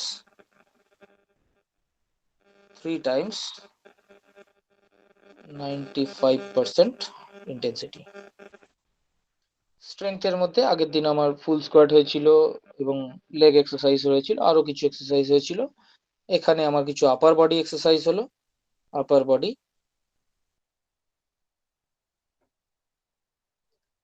মেটাবলিক লোডের মধ্যে এখানে আমি করলাম ফার্ট লেগ ট্রেনিং, ঠিক আছে। এবং এখানে আমার কিছু প্লায়োমেট্রিক্সও ছিল। স্ট্রাকচারাল লোড, অ্যাকচুয়ালি স্ট্রাকচারাল লোডও দু রকম হতে পারে। স্ট্রাকচারাল লোড এক হতে পারে আমাদের এন্ডিউরেন্স ট্রেনিং এর ফলে, ভলিউম রিলেটেড স্ট্রাকচারাল লোড, এবং ইন্টেন্সিটি রিলেটেড স্ট্রাকচারাল লোডও হতে পারে, যেমন জাম্পিং ইভেন্টের ক্ষেত্রে, জাম্পিং এক্সারসাইজের ক্ষেত্রে, প্লায়োমেট্রিক্স এর ক্ষেত্রে যখন আমরা রিপিটেড জাম্পস করি তখন কিন্তু আমাদের আমাদের স্কেলিটাল সিস্টেম, আমাদের বোনস, জয়েন্টস, লিগামেন্টস একটা লোডের মধ্যে আসে, তখন তার আবার নেক্সট কিছু রিকভারি এর জন্য বেশি প্রয়োজন হয়, ঠিক আছে। তো এই হলো আমাদের উইকলি প্ল্যান। আমরা উইকলি প্ল্যানিং করেছি। উইকলি প্ল্যানিং করার সময় আমরা তো ডের প্ল্যান করলাম। এটা ডের প্ল্যান করার পরে আমরা যখন একদিনের প্ল্যান করব, একটা সেশনের প্ল্যান করব, তখনও আমাদের কিছু কিছু বিষয় খেয়াল রাখতে হবে। আমরা যে বলেছিলাম একটা সেশনে there should not be more than 3 units, দুটোর বেশি, 3টে ইউনিট হতে পারে, কিন্তু 3টের বেশি ইউনিট একসাথে ট্রেন করা উচিত নয়। তো একই দিনে একই সেশনে আমার কোন কোন এবিলিটি আমি একসাথে ট্রেনিং করতে পারি, কারণ এর মধ্যেও কিছু পারমুটেশন কম্বিনেশনের ব্যাপার রয়েছে। যে কোনো এবিলিটি আমি একসাথে ট্রেনিং করতে পারি না, ঠিক। যেমন আমি যদি অ্যাক্সেলারেশন স্পিডের উপরে কাজ করছি, অ্যাক্সেলারেশন স্পিডের উপরে আমি কাজ করছি স্পিড ওয়ার্কআউটের মধ্যে, এর সাথে আমি অন্য কোন এবিলিটি ইনক্লুড করতে পারি? এর সাথে আমি ইনক্লুড করতে পারি ম্যাক্সিমাম স্ট্রেংথ, আমি ইনক্লুড করতে পারি পাওয়ার, আমি ইনক্লুড করতে পারি প্লায়োমেট্রিক্স, আমি ম্যাক্সিমাম ভেলোসিটি বা ম্যাক্সিমাম স্পিড এর সাথে কি ইনক্লুড করতে পারি? আমি এর সাথে ইনক্লুড করতে পারি প্লায়োমেট্রিক্স। আমি ম্যাক্সিমাম স্ট্রেংথের সাথে কি ইনক্লুড করতে পারি? আমি ম্যাক্সিমাম স্ট্রেংথের সাথে ওই সেই অ্যাক্সেলারেশন ইনক্লুড করতে পারি। আমি এন্ডিউরেন্সের সাথে, অ্যারোবিক এন্ডিউরেন্সের সাথে কি ইনক্লুড করতে পারি? কোর স্ট্রেংথ ইনক্লুড করতে পারি, আমি স্টেবিলিটি ইনক্লুড করতে পারি, আমি অ্যানঅ্যারোবিক এন্ডিউরেন্সের সাথে কি ইনক্লুড করতে পারি? স্ট্রেংথ এন্ডিউরেন্স ইনক্লুড করতে পারি। তো এই ধরনের কিছু কিছু পারমুটেশন কম্বিনেশন রয়েছে। যখন আমরা চাইবো যে একটা ট্রেনিং সেশনে আমরা more than one training unit আমরা ট্রেনিং করাচ্ছি, যেমন আমাদের উইকলি প্ল্যানের ক্ষেত্রে, আমাদের মাইক্রোসাইকেলের ক্ষেত্রে আমরা লক্ষ্য করেছিলাম যে কোন ধরনের ট্রেনিং লোড আমরা কতদিন বাদে বাদে দিচ্ছি, তেমনি আমাদেরকে এখানেও খেয়াল রাখতে হবে যে একটা ট্রেনিং সেশনে আমরা কোন কোন এবিলিটি ইনক্লুড করছি। দুটোর বেশি যদি, একটার বেশি যদি আমাদের এবিলিটি বা ট্রেনিং ইউনিট ইনক্লুডেড হয়, তাহলে আমাদেরকে এই সমস্ত পারমুটেশন কম্বিনেশন খেয়াল রাখতে হবে, এগুলো খেয়াল রাখতে হবে যে কম্বিনেশনটা সঠিক আছে কিনা। ঠিক আছে, আচ্ছা, এছাড়া আমাদের এই যে রিকভারির কথা আমরা বললাম,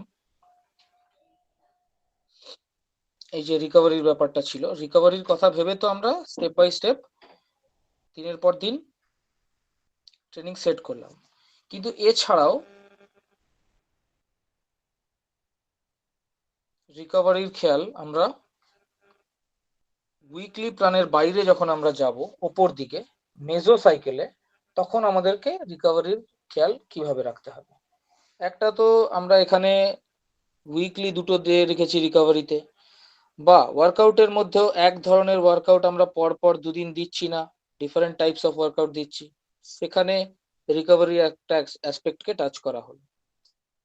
আচ্ছা, যখন আমরা ট্রেনিং প্ল্যান বানাবো একটা মেজো সাইকেলের মধ্যে, তখন আমাদের 4টে মাইক্রোসাইকেল রয়েছে। তো ফার্স্ট মাইক্রোসাইকেলে আমাদের লোড সাপোজ এতটা রয়েছে লোড, সেকেন্ড মাইক্রোসাইকেলে আমাদের লোড কিন্তু বাড়বে, থার্ড মাইক্রোসাইকেলে আমাদের লোড আরো বাড়বে, এবং ফোর্থ মাইক্রোসাইকেল যখন আসবে তখন লোড একটু কমে যাবে একটা মেজোসাইকেলের মধ্যে। ঠিক, এই যে লোডটা বাড়ছে এবং কমে যাচ্ছে, এটাকে বলা হচ্ছে micro progressive overload. But within a mesocycle there should be one microcycle that should be at the লাস্টে যে মাইক্রোসাইকেলটা থাকবে সেটার লোডিং একটু কম হবে।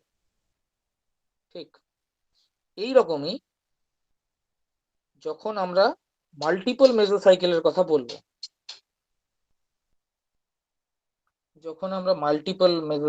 কথা বলবো,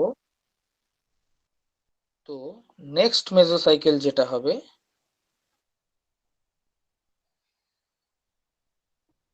সেখানে আমার লোডিংটা কিন্তু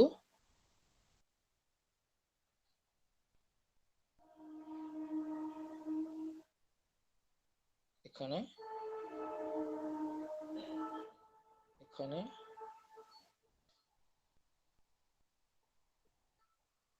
এরকম হবে। যদি আমরা খেয়াল করি তো আমরা দেখব এইখানে যে লেভেলে ছিল, নেক্সট মেজোসাইকেলে যখন আমরা গেলাম লোডিংটা কিন্তু তার থেকে একটু বেশি। ফার্স্ট মেজোসাইকেলের সেকেন্ড মাইক্রোসাইকেলে যে লোডিং ছিল, সেকেন্ড মেজোসাইকেলের সেকেন্ড মাইক্রোসাইকেলে কিন্তু লোডিংটা তার থেকে আরেকটু বেশি। ঠিক আছে, এই রকমই আমরা যখন তারপরের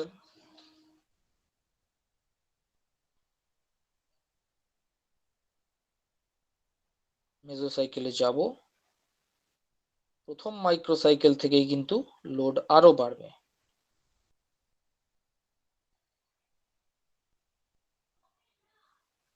এবং লাস্ট মাইক্রোসাইকেলে লোড কমবে। তো এই বিষয়টাকে বলা হচ্ছে মেজো প্রগ্রেসিভ ওভারলোড। ঠিক, এটা যখন প্রথম দেখিয়েছিলাম এটা কি ছিল, মাইক্রো প্রগ্রেসিভ ওভারলোড, আর এই বিষয়টা হচ্ছে এই গোটাটা হচ্ছে মেজো প্রগ্রেসিভ ওভারলোড। ঠিক, তো এইরকম ভাবে আমাদের কিন্তু রিকভারির দিকেও খেয়াল রাখতে হবে যাতে রিকভারি প্রপার হয়। ঠিক, কারো কোনো কোয়েশ্চেন এই অবধি?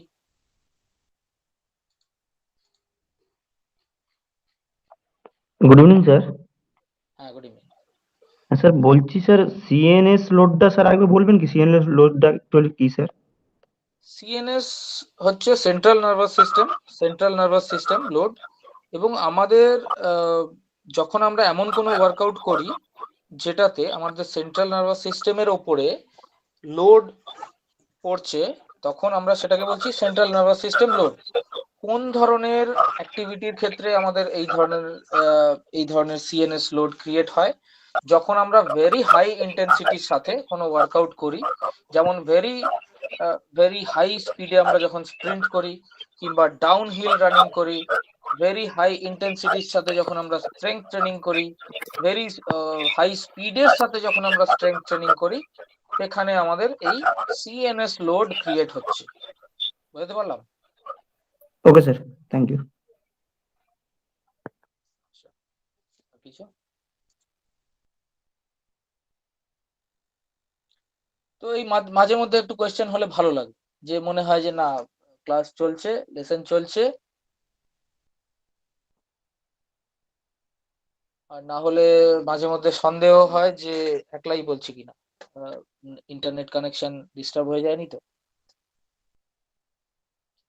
ওকে, তো আমরা যদি আরেকটু উপরের দিকে যাই, এই যে পিরিয়ডাইজেশনের আমরা কথা বলছি, আমরা তো মাইক্রো সাইকেল লেভেলে কিছু কথা বললাম, কিন্তু কিছু কথা আমরা পিরিয়ড বা ফেজ লেভেলেও করা যাক। যেটা যেমন ধরুন স্পিড একটা এবিলিটি, ঠিক আছে, একটা এবিলিটি আছে স্পিড। আমরা যে বলছিলাম যে আমরা পিরিয়ডাইজেশন করছি কেন?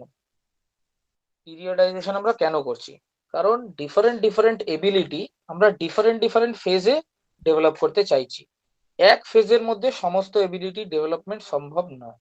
ডিফারেন্ট ফেজ, ডিফারেন্ট এবিলিটি, এবং একটাই এবিলিটি হয়তো, যেমন স্পিডও কিন্তু আমরা একসাথে ডেভেলপ করতে পারি না। আমরা জানি ডিফারেন্ট টাইপস অফ স্পিড আছে, অ্যাক্সেলারেশন স্পিড আছে, ম্যাক্সিমাম ভেলোসিটি আছে, রিয়াকশন আছে, ইত্যাদি ইত্যাদি। তো যদি স্পিড একটা আমরা এবিলিটি ধরি, তো স্পিড এবিলিটিটাকে কিন্তু আমরা ডিফারেন্ট ফেজে ডিফারেন্ট রকম ভাবে ট্রেন করি। যেমন জেনারেল প্রিপারেশন ফেজে আমরা যখন স্পিডের ট্রেনিং করব, তখন আমরা স্পিডের কোন অ্যাসপেক্টটাকে টাচ করব? এনিওয়ান, কেউ আনসার দেবে? সঠিক আনসার দিতে পারলে ভালো লাগবে। যদি কোনো স্প্রিন্টার থাকে, জেনারেল প্রিপারেশন ফেজ, প্রিপারেটরি ফেজের একদম শুরুর দিকে আমরা স্পিডের কোন কম্পোনেন্টটাকে টাচ করব, যদি একান্তই স্পিড ট্রেনিং করাতে হয় তো। Otherwise we can avoid all. General preparation ফেজে আমরা স্পিডকে অ্যাভয়েডও করতে পারি, কিন্তু যদি আমাদের করতে হয় তাহলে আমরা স্পিডের কোন অ্যাসপেক্টটাকে আমরা টাচ করব? Maximal velocity, acceleration ability, reaction ability, speed endurance, which one? আমরা জেনারেল প্রিপারেশন ফেজে অ্যাক্সেলারেশনকে আমরা ফোকাস করব। ঠিক, আমরা স্পেসিফিক প্রিপারেশন ফেজে সাব ম্যাক্সিমাল ভেলোসিটিকে টার্গেট করব, এবং প্রি কম্পিটিশনে আমরা ম্যাক্সিমাল ভেলোসিটির দিকে যাব। ঠিক, আচ্ছা, আমরা যদি স্ট্রেংথের কথা বলছি,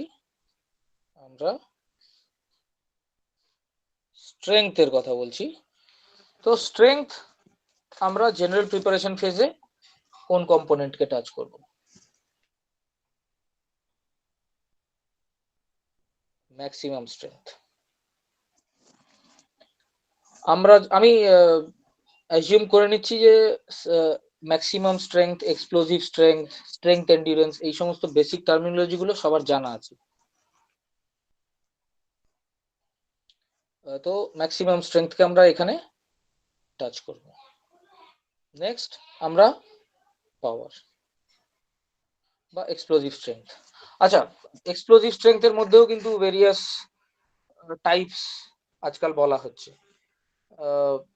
speed strength, speed, reactive strength, accelerative strength, etcetera. এবং লাস্টে আমরা রিঅ্যাক্টিভ স্ট্রেংথ। ঠিক, এন্ডিউরেন্স যদি বলি,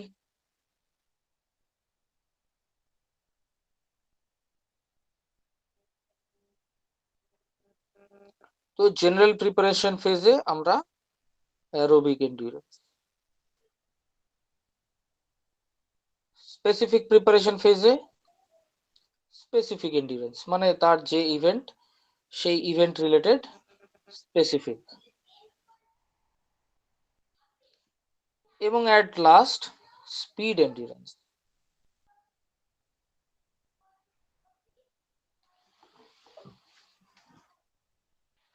ঠিক আছে, তো এই ধরনের কিছু বিষয় রয়েছে, অ্যাসপেক্ট রয়েছে, যেগুলোকে কিন্তু আমাদের খেয়াল রাখতে হবে for the optimal development of performance and for peaking at the right time. আমাদের যাতে পারফরমেন্স সঠিক সময়ে আসে সেটার জন্য আমাদের চেষ্টা করতে হবে। এই ধরনের বিভিন্ন বিষয় আমাদেরকে খেয়াল রাখতে হবে। কারোর কোনো question?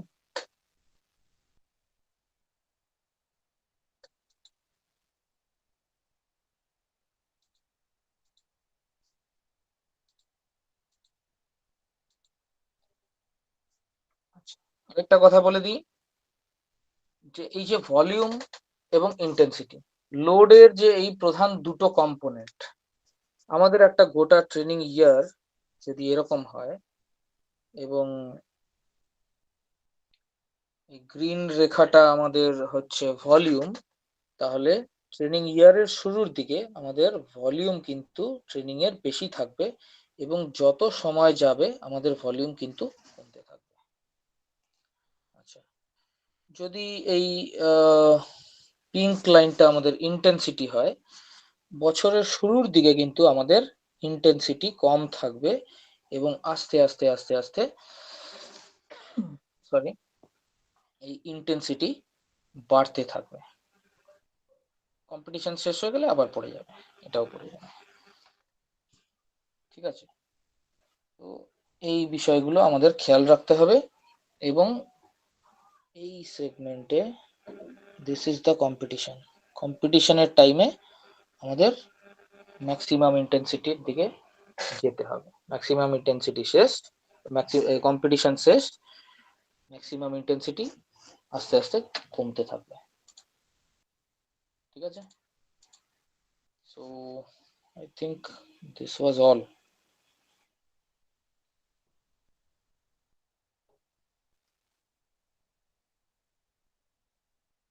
Thank you very much from my side.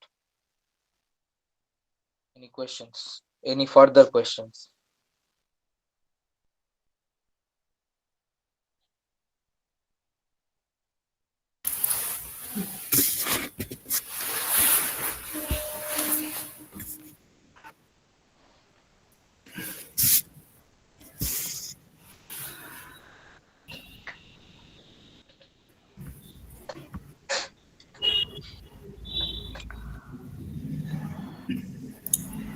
Yes.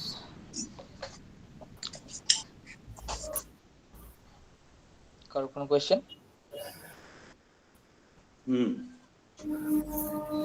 Doctor Subrata Mallick sir hand raise করেছেন, যদি আপনার কোনো প্রশ্ন থাকে কাইন্ডলি এই প্রসঙ্গে আপনি প্রশ্ন করতে পারেন। হ্যাঁ, রাজর্ষি সাহেব, আপনার লেকচার ডেলিভারি খুব ভালো লাগলো আমার। আপনি অনেকগুলো পয়েন্ট টাচ করেছেন, যেটা পিরিয়ডাইজেশন, এটা খুব important. Long term development program and short term also you have discussed, এসটিডিপি।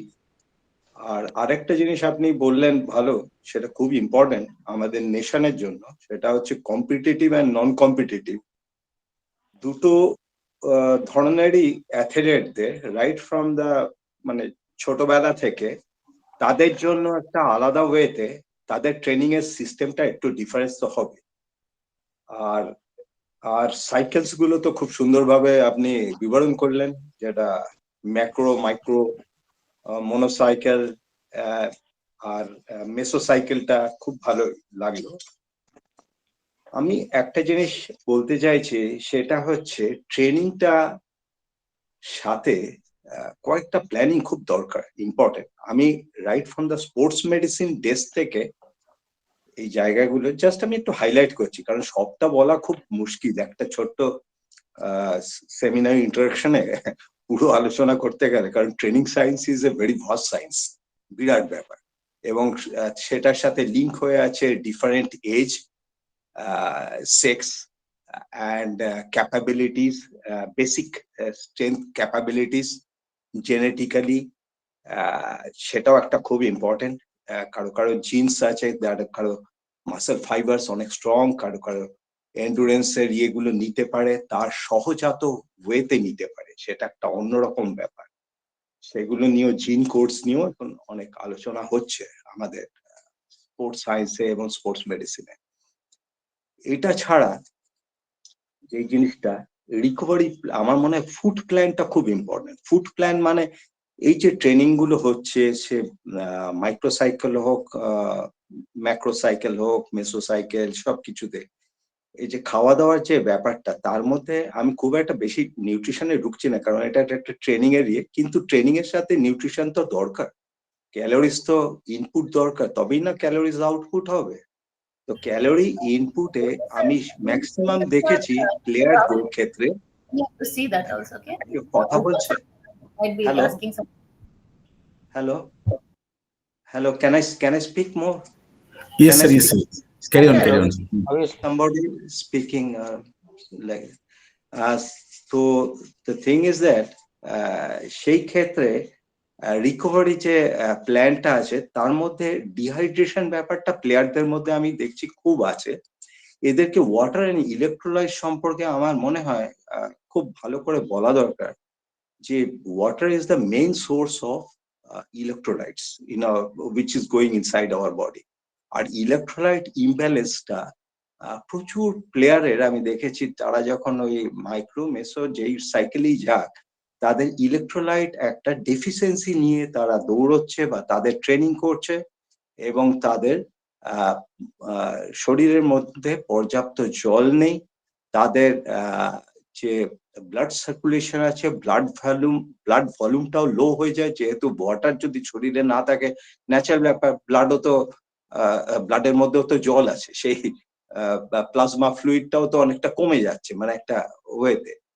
তো কিছুটা এই জায়গাগুলো খুব ইম্পর্টেন্ট। এগুলো জাস্ট আমি একটুখানি কানেক্ট করছি, যাতে কি আপনার, মানে এখানে তো স্টুডেন্টরাও শুনছে, সেই জন্য বলছি। আর থার্ড হচ্ছে সাইকোলজিক্যাল ট্রেনিং, যেটা সাইকোলজিক্যাল প্ল্যানও এই ট্রেনিং এর সাথে চলা দরকার, একেবারে প্যারালালি, মানে food plan, recovery plan, psychological training plan. কারণ সাইকোলজিক্যালি এদেরকে মোটিভেট করারও একটা ব্যাপার আছে, তাদের মধ্যে একটা হতাশজনক ব্যাপারও আছে যখন লম্বা ট্রেনিং এর মধ্যে থাকে।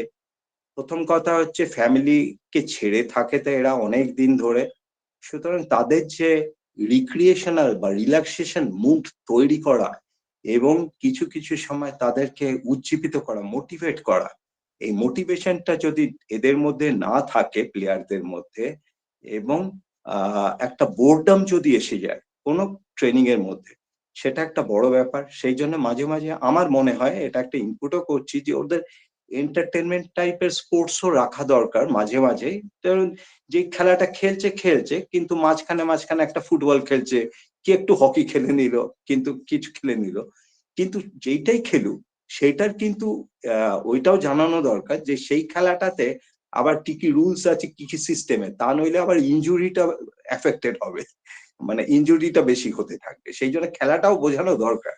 সেই জন্য একটা প্লেয়ারকে আমার মনে হয় এই যে ট্রেনিংটা হচ্ছে একটা গতানুগতিক একভাবে হয়, অনেক সময় আমি দেখেছি, আমার সাইটেও দেখেছি, কিন্তু বেসিক ব্যাপারটা হচ্ছে এদেরকে মাঝে মধ্যেই এক একটা করে গেমস এর উপরে 2-3 দিন খেলানো দরকার একটা মাসের মধ্যে।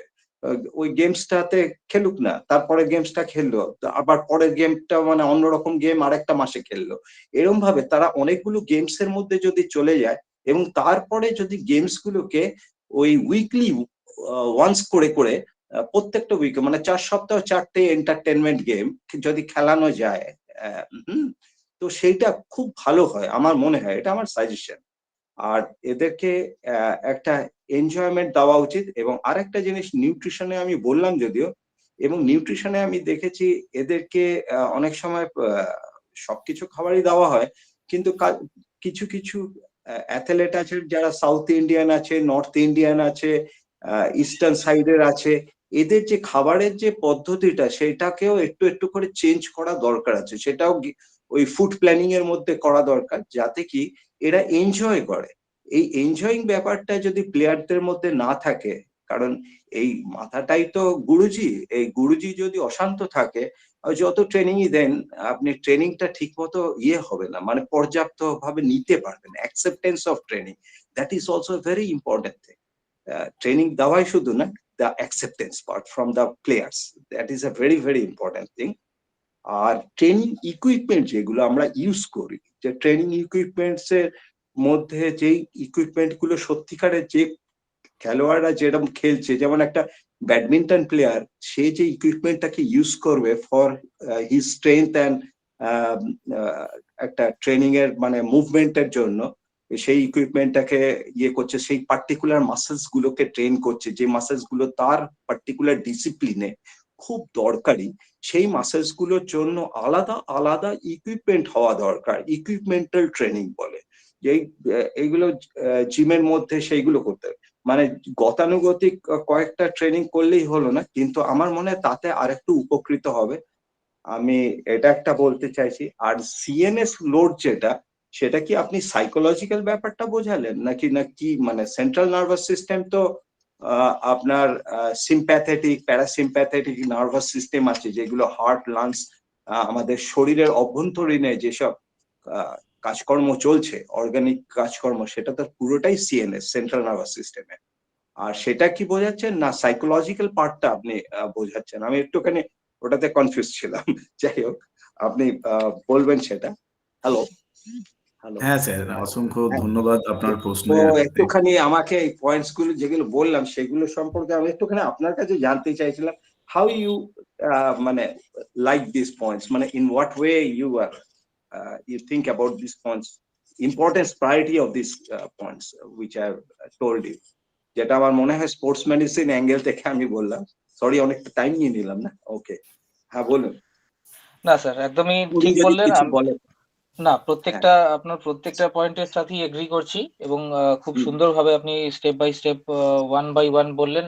ট্রেনিং পার্টটা যেহেতু আমরা মোটামুটি কভার করেছিলামই, সেই হুম, পার্টটা বাদ দিয়ে আপনি দুটো ডাইমেনশন যেটা অ্যাড করলেন, একটা সাইকোলজিক্যাল পার্ট এবং আরেকটা নিউট্রিশনাল পার্ট, সেটাও হুম, অবশ্যই রয়েছে। আপনি একটা সিএনএস লোডের কথাটা যেটা বললেন, হ্যাঁ, তো আমি আমি মানে স্বীকার করে নিচ্ছি যে সিএনএস লোডের ফিজিওলজিক্যাল ডেফিনেশন কিন্তু আমার খুব ভালো জানা নেই, যে সিএনএস লোডের আচ্ছা সময় এক্স্যাক্টলি ফিজিওলজিক্যাল সিস্টেম কিভাবে কাজ করছে। তো আচ্ছা সেখানটা আমি একটু সারেন্ডার করছি।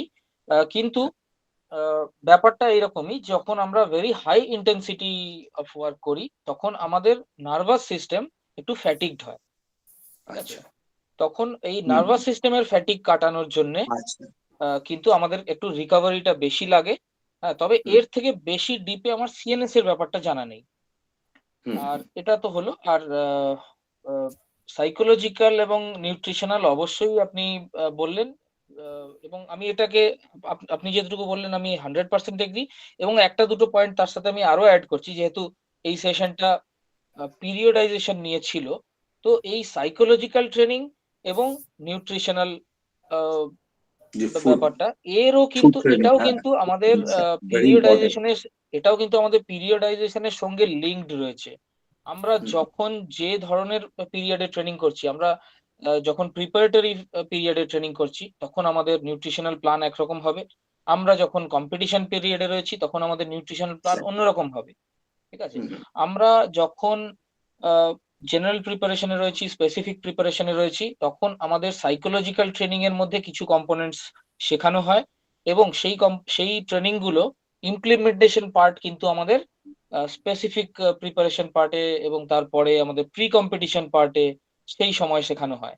তো সাইকোলজিক্যাল ট্রেনিং এরও আমাদের পিরিয়ডাইজেশন রয়েছে, নিউট্রিশনাল অ্যাসপেক্টেরও আমাদের পিরিয়ডাইজেশন রয়েছে।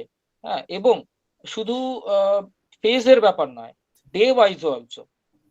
যেদিন আমরা স্ট্রেংথ ট্রেনিং করছি, then we have to look at the certain aspects in our diet. আমাদের সেই দিন আফটার দ্য ট্রেনিং আমাদের কিছু কিছু নিউট্রিশনাল কম্পোনেন্টস রয়েছে, যেমন প্রোটিন। হ্যাঁ, আমরা ট্রেনিং করে উঠলাম, ইমিডিয়েটলি কিন্তু আমাদের বডি প্রোটিন চাইছে। হার্ড স্ট্রেংথ ওয়ার্কআউট হয়েছে, তখন আমাদের বডির কিন্তু প্রোটিন চাই, এবং সেটা এমন প্রোটিন চাই যেটা fast digesting, for example whey protein. এবং যখন আমরা ঘুমাতে যাচ্ছি, আমাদের অনেকক্ষণ ধরে আমাদের বডিতে প্রোটিন ডাইজেস্ট করার সময় রয়েছে, at that period of time we need casein, যেটা স্লো ডাইজেস্টিং প্রোটিন, যেটা আমাদের দুধের মধ্যেও থাকে। ঠিক আছে, তো এই ধরনের কিছু নিউট্রিশনাল অ্যাসপেক্টও রয়েছে। কখন আমাদের ফাস্ট ডাইজেস্টিং কার্ব বা সিম্পল কার্বোহাইড্রেটস লাগবে, কখন আমাদের কমপ্লেক্স কার্বোহাইড্রেট লাগবে, এই সমস্ত বিষয় রয়েছে। তো nutritional science is also a very huge part, সেটাও পিরিয়ডাইজেশনে রয়েছে, এবং আমাদেরকে এটাও খেয়াল রাখতে হবে এবং ট্রেনিং এর মধ্যে ইনক্লুড করতে হবে। Rajarshi So sir, I I fully think agree with you. Upal sir raised hand and might be the like topic is going to divert it, so I don't want to this. And I would like to invite sir because he's waiting from long time. Sir please बोलिए sir, क्योंकि हम लोग No, आपसे no, भी सुनना चाहते I want to compliment the speaker for excellent presentation. Sir ji, He pranam. has gone into detail, and my blessings are with you. And also the points which are raised by Dr. Malik, these are also very important points which are to be kept in mind. Of course, you had some limited time to speak. Otherwise, what suggestion Dr. Malik has given, please keep that also in mind. And I want to compliment your organization for arranging these lectures for the benefit of youngsters who are coming up in the field of physical education. আমি খুব ভালোভাবে বুঝেছি সবাই lecture. আমি বাংলা বুঝতে পারি, কিন্তু বলার একটু কঠিন আছে, because I have worked in Bangladesh for 11 years and I have learned quite a bit of Bangla. But my congratulations to Rajarshi for excellent presentation, and you have gone in very good detail, and I am sure those listeners will be benefited by such lectures. And I also request, please send me the message for every lecture. I will definitely try to attend, because this is also my hobby, listening to others. And once again, congratulations to you, and also congratulations to Dr. Malik for giving excellent suggestions. Thank you very much. definitely Awesome. sir, we'll remind you every Thursday. Every Thursday we will And remind whenever you have it. অসংখ্য ধন্যবাদ sir. আমরা chat বক্সে একটি প্রশ্ন পেয়েছি ইতিমধ্যেই, আমি মুখ্য আলোচকের দৃষ্টি আকর্ষণ করতে চাইছি। চ্যাট বক্সে আমরা দুটো প্রশ্ন পেয়েছি। একটি হচ্ছে সারা, প্রশ্নটা আমি বলছি রাজশ্রী স্যার, আপনি একটু শুনবেন। নমস্কার স্যার, প্রায় সারা বছর ট্রেনিং শিডিউল ঠিক থাকে, কিন্তু বর্ষাকালে ট্রেনিং শিডিউল একটু এলোমেলো হয়ে যায়। স্যার, এই সময় কেমন ট্রেনিং শিডিউল করা যেতে পারে? কিছু ফ্যাক্টরস রয়েছে যেটা আমাদের ফেসিলিটি, ইনফ্রাস্ট্রাকচার, এই ব্যাপারগুলোর দিকেও একটু খেয়াল রাখতে হবে। মানে শুধু বর্ষাকালের ব্যাপার নয়, কিছু কিছু জিনিস আমরা দেখি, যেমন সুইমিং এর কথা যদি আমরা বলি, সুইমিং এর ট্রেনিং শিডিউল কিন্তু সব থেকে বেশি ডিসরাপশন হয় আমাদের ওয়েস্ট বেঙ্গলে শীতকালে। হ্যাঁ, তো এইরকম বিভিন্ন সিজনাল ব্যাপার রয়েছে যেটার জন্য আমাদের ট্রেনিং ডিস্টার্ব হয়। তো এর জন্য আমাদের ট্রেনিং শিডিউল আমরা অ্যাডজাস্টমেন্ট তো করতেই পারি, কিন্তু তার থেকে বড় যেটা মানে আমাদের দৃষ্টি আকর্ষণ যার করতে হবে, সেটা হচ্ছে আমাদের সরকারের, যাতে তারা কিছু sports infrastructure, indoor sports infrastructure, যেটা আমাদের বর্ষাকালে খারাপ হয়ে যায় না, বা সিনথেটিক ট্র্যাক ইত্যাদি, এইগুলো তৈরি করা, যাতে কিন্তু আমাদের ট্রেনিং শিডিউল খুব একটা গন্ডগোল হবে না। বা সুইমিং এর কথা যেরকম বললাম, টেম্পারেচার রেগুলেটেড পুল তৈরি করা, এটা কিন্তু এখন খুব আনকমন নয়। বহু বহু রাজ্যে, বহু শহরে কিন্তু এই ধরনের ফেসিলিটি রয়েছে। তো এগুলো আমাদের একটু ডেভেলপ করার দরকার আছে। আমরা অ্যাডজাস্টমেন্ট করতেই পারি, কিছু অ্যাডজাস্টমেন্ট আমরা করতেই পারি, যেমন আমরা বর্ষাকালে স্টেয়ার ট্রেনিং করি, আমরা হয়তো স্যান্ড যদি পাই আমরা স্যান্ড ট্রেনিং করি, আমরা এন্ডিউরেন্স রানাররা আমরা রানিং এর দিকে মাঠে দৌড়ানোর বদলে যদি আমরা রোডে রানিং করি, কিংবা সুইমিং করি, আমরা ক্রস ট্রেনিং বলি আমরা ওকেশনালি, যে এটাতে কি হয়, এটা একদিকে ভালো, কারণ কন্টিনিউয়াসলি রিপিটেডলি আমরা যখন দৌড়তে থাকি মাঠের ওপরে, হার্ড সারফেসের ওপরে, তখন আমাদের বডি জয়েন্টস স্ট্রেসড হয়। এই যে স্ট্রাকচারাল লোডের কথা বলছিলাম, তো স্ট্রাকচারাল লোড তৈরি হয়। তো সেই লোড, স্ট্রাকচারাল লোডের যে স্ট্রেস, সেটা যদি রিলিফ করতে হয় আমাদের, তাহলে কিন্তু আমাদের ক্রস ট্রেনিং করতে হবে। আমরা কিছু সাইক্লিং করতে পারি, আমরা কিছু সুইমিং করতে পারি এন্ডিউরেন্স রানাররা, ঠিক আছে। তো এই ধরনের কিছু কিছু training, alternative training, cross training বলে আপনারা সার্চ করবেন, cross training for this game, cross training for that game. তো কিছু কিছু অপশন আপনারা অবশ্যই পাবেন যেগুলোতে যেগুলো আপনারা ফলো করতে পারেন বর্ষাকালে। ঠিক, আশা করি উত্তর দিতে পারলাম। অসংখ্য ধন্যবাদ মুখ্য আলোচক মহাশয়কে। আমাদের সঙ্গে একদম শুরু থেকে উপস্থিত আছেন আজকের পর্বের, আমাদের প্রথম পর্বের মুখ্য আলোচক অধ্যাপক অলোক কুমার ব্যানার্জি স্যার। আমি স্যারকে অনুরোধ করছি যদি আজকের এই আলোচ্য বিষয় সম্বন্ধে কোনো সাজেশন বা কোনো কিছু বলেন।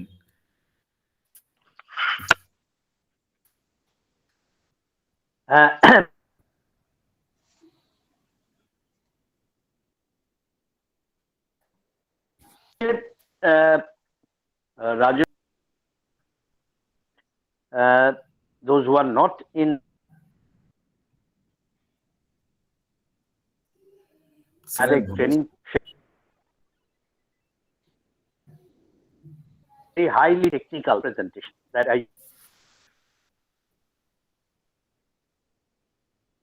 appreciate. রাজস্বীর যে উল্লেখ করা আছে এটাই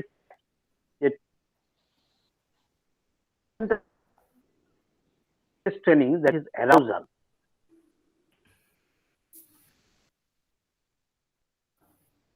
Arousal psychologically, therefore central nervous system CNS training which is called, এটা নর্মাল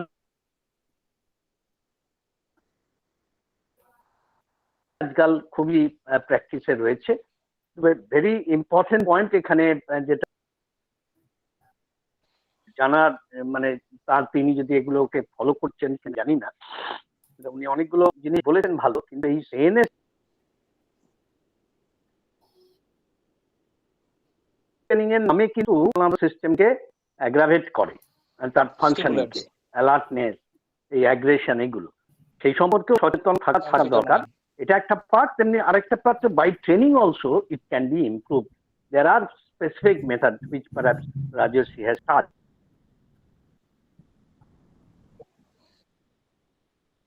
এই ছাড়া তো প্রেজেন্টেশনটাকে অ্যাপ্রিশিয়েটই করছি। এই ধরা যাক আইএসএল চলছে এখন, কিংবা প্রিমিয়ার লিগ চলছে, সারা বছরে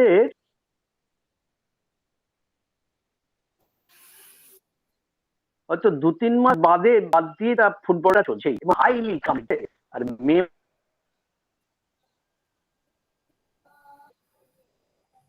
মাসে শেষ হবে, 3 মাস গ্যাপ থাকবে। তাহলে ওদের এই পিরিয়ড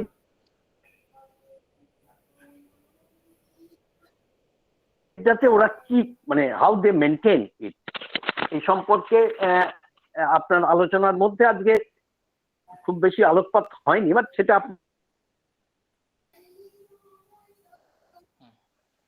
আপনার বিষয় হয়তো ছিল না, যদি কিছু বলতে পারেন। ধন্যবাদ স্যার ফর ইউর ফিডব্যাক। আপনার কথার শুরুর দিকের পার্ট গুলো একটু কম শোনা যাচ্ছিল, মোস্ট প্রবাবলি নেটওয়ার্ক প্রবলেমের জন্য, তবে শেষের দিকটা আমি শুনতে পারলাম। এবং আপনার যেটা প্রশ্ন ছিল যে আইএসএল এবং very high frequency of competitions যেখানে হচ্ছে, সেখানে আমরা কিভাবে ম্যানেজ করছি, এটা আমি আরেকবার আপনার কাছ থেকে অনুমতি নিয়ে আমি স্ক্রিনটা শেয়ার করতে চাইবো। অত ওপর বললেই হবে না, ঠিক আছে স্যার, আমি একটু দেখিয়ে দিচ্ছি, ব্যাপারটা ভালোই হবে, খারাপ না। ওটা আরেক ধরনের সাইকেল বলা হচ্ছে, যেটাকে বলা হচ্ছে আজকাল মরফো সাইকেল।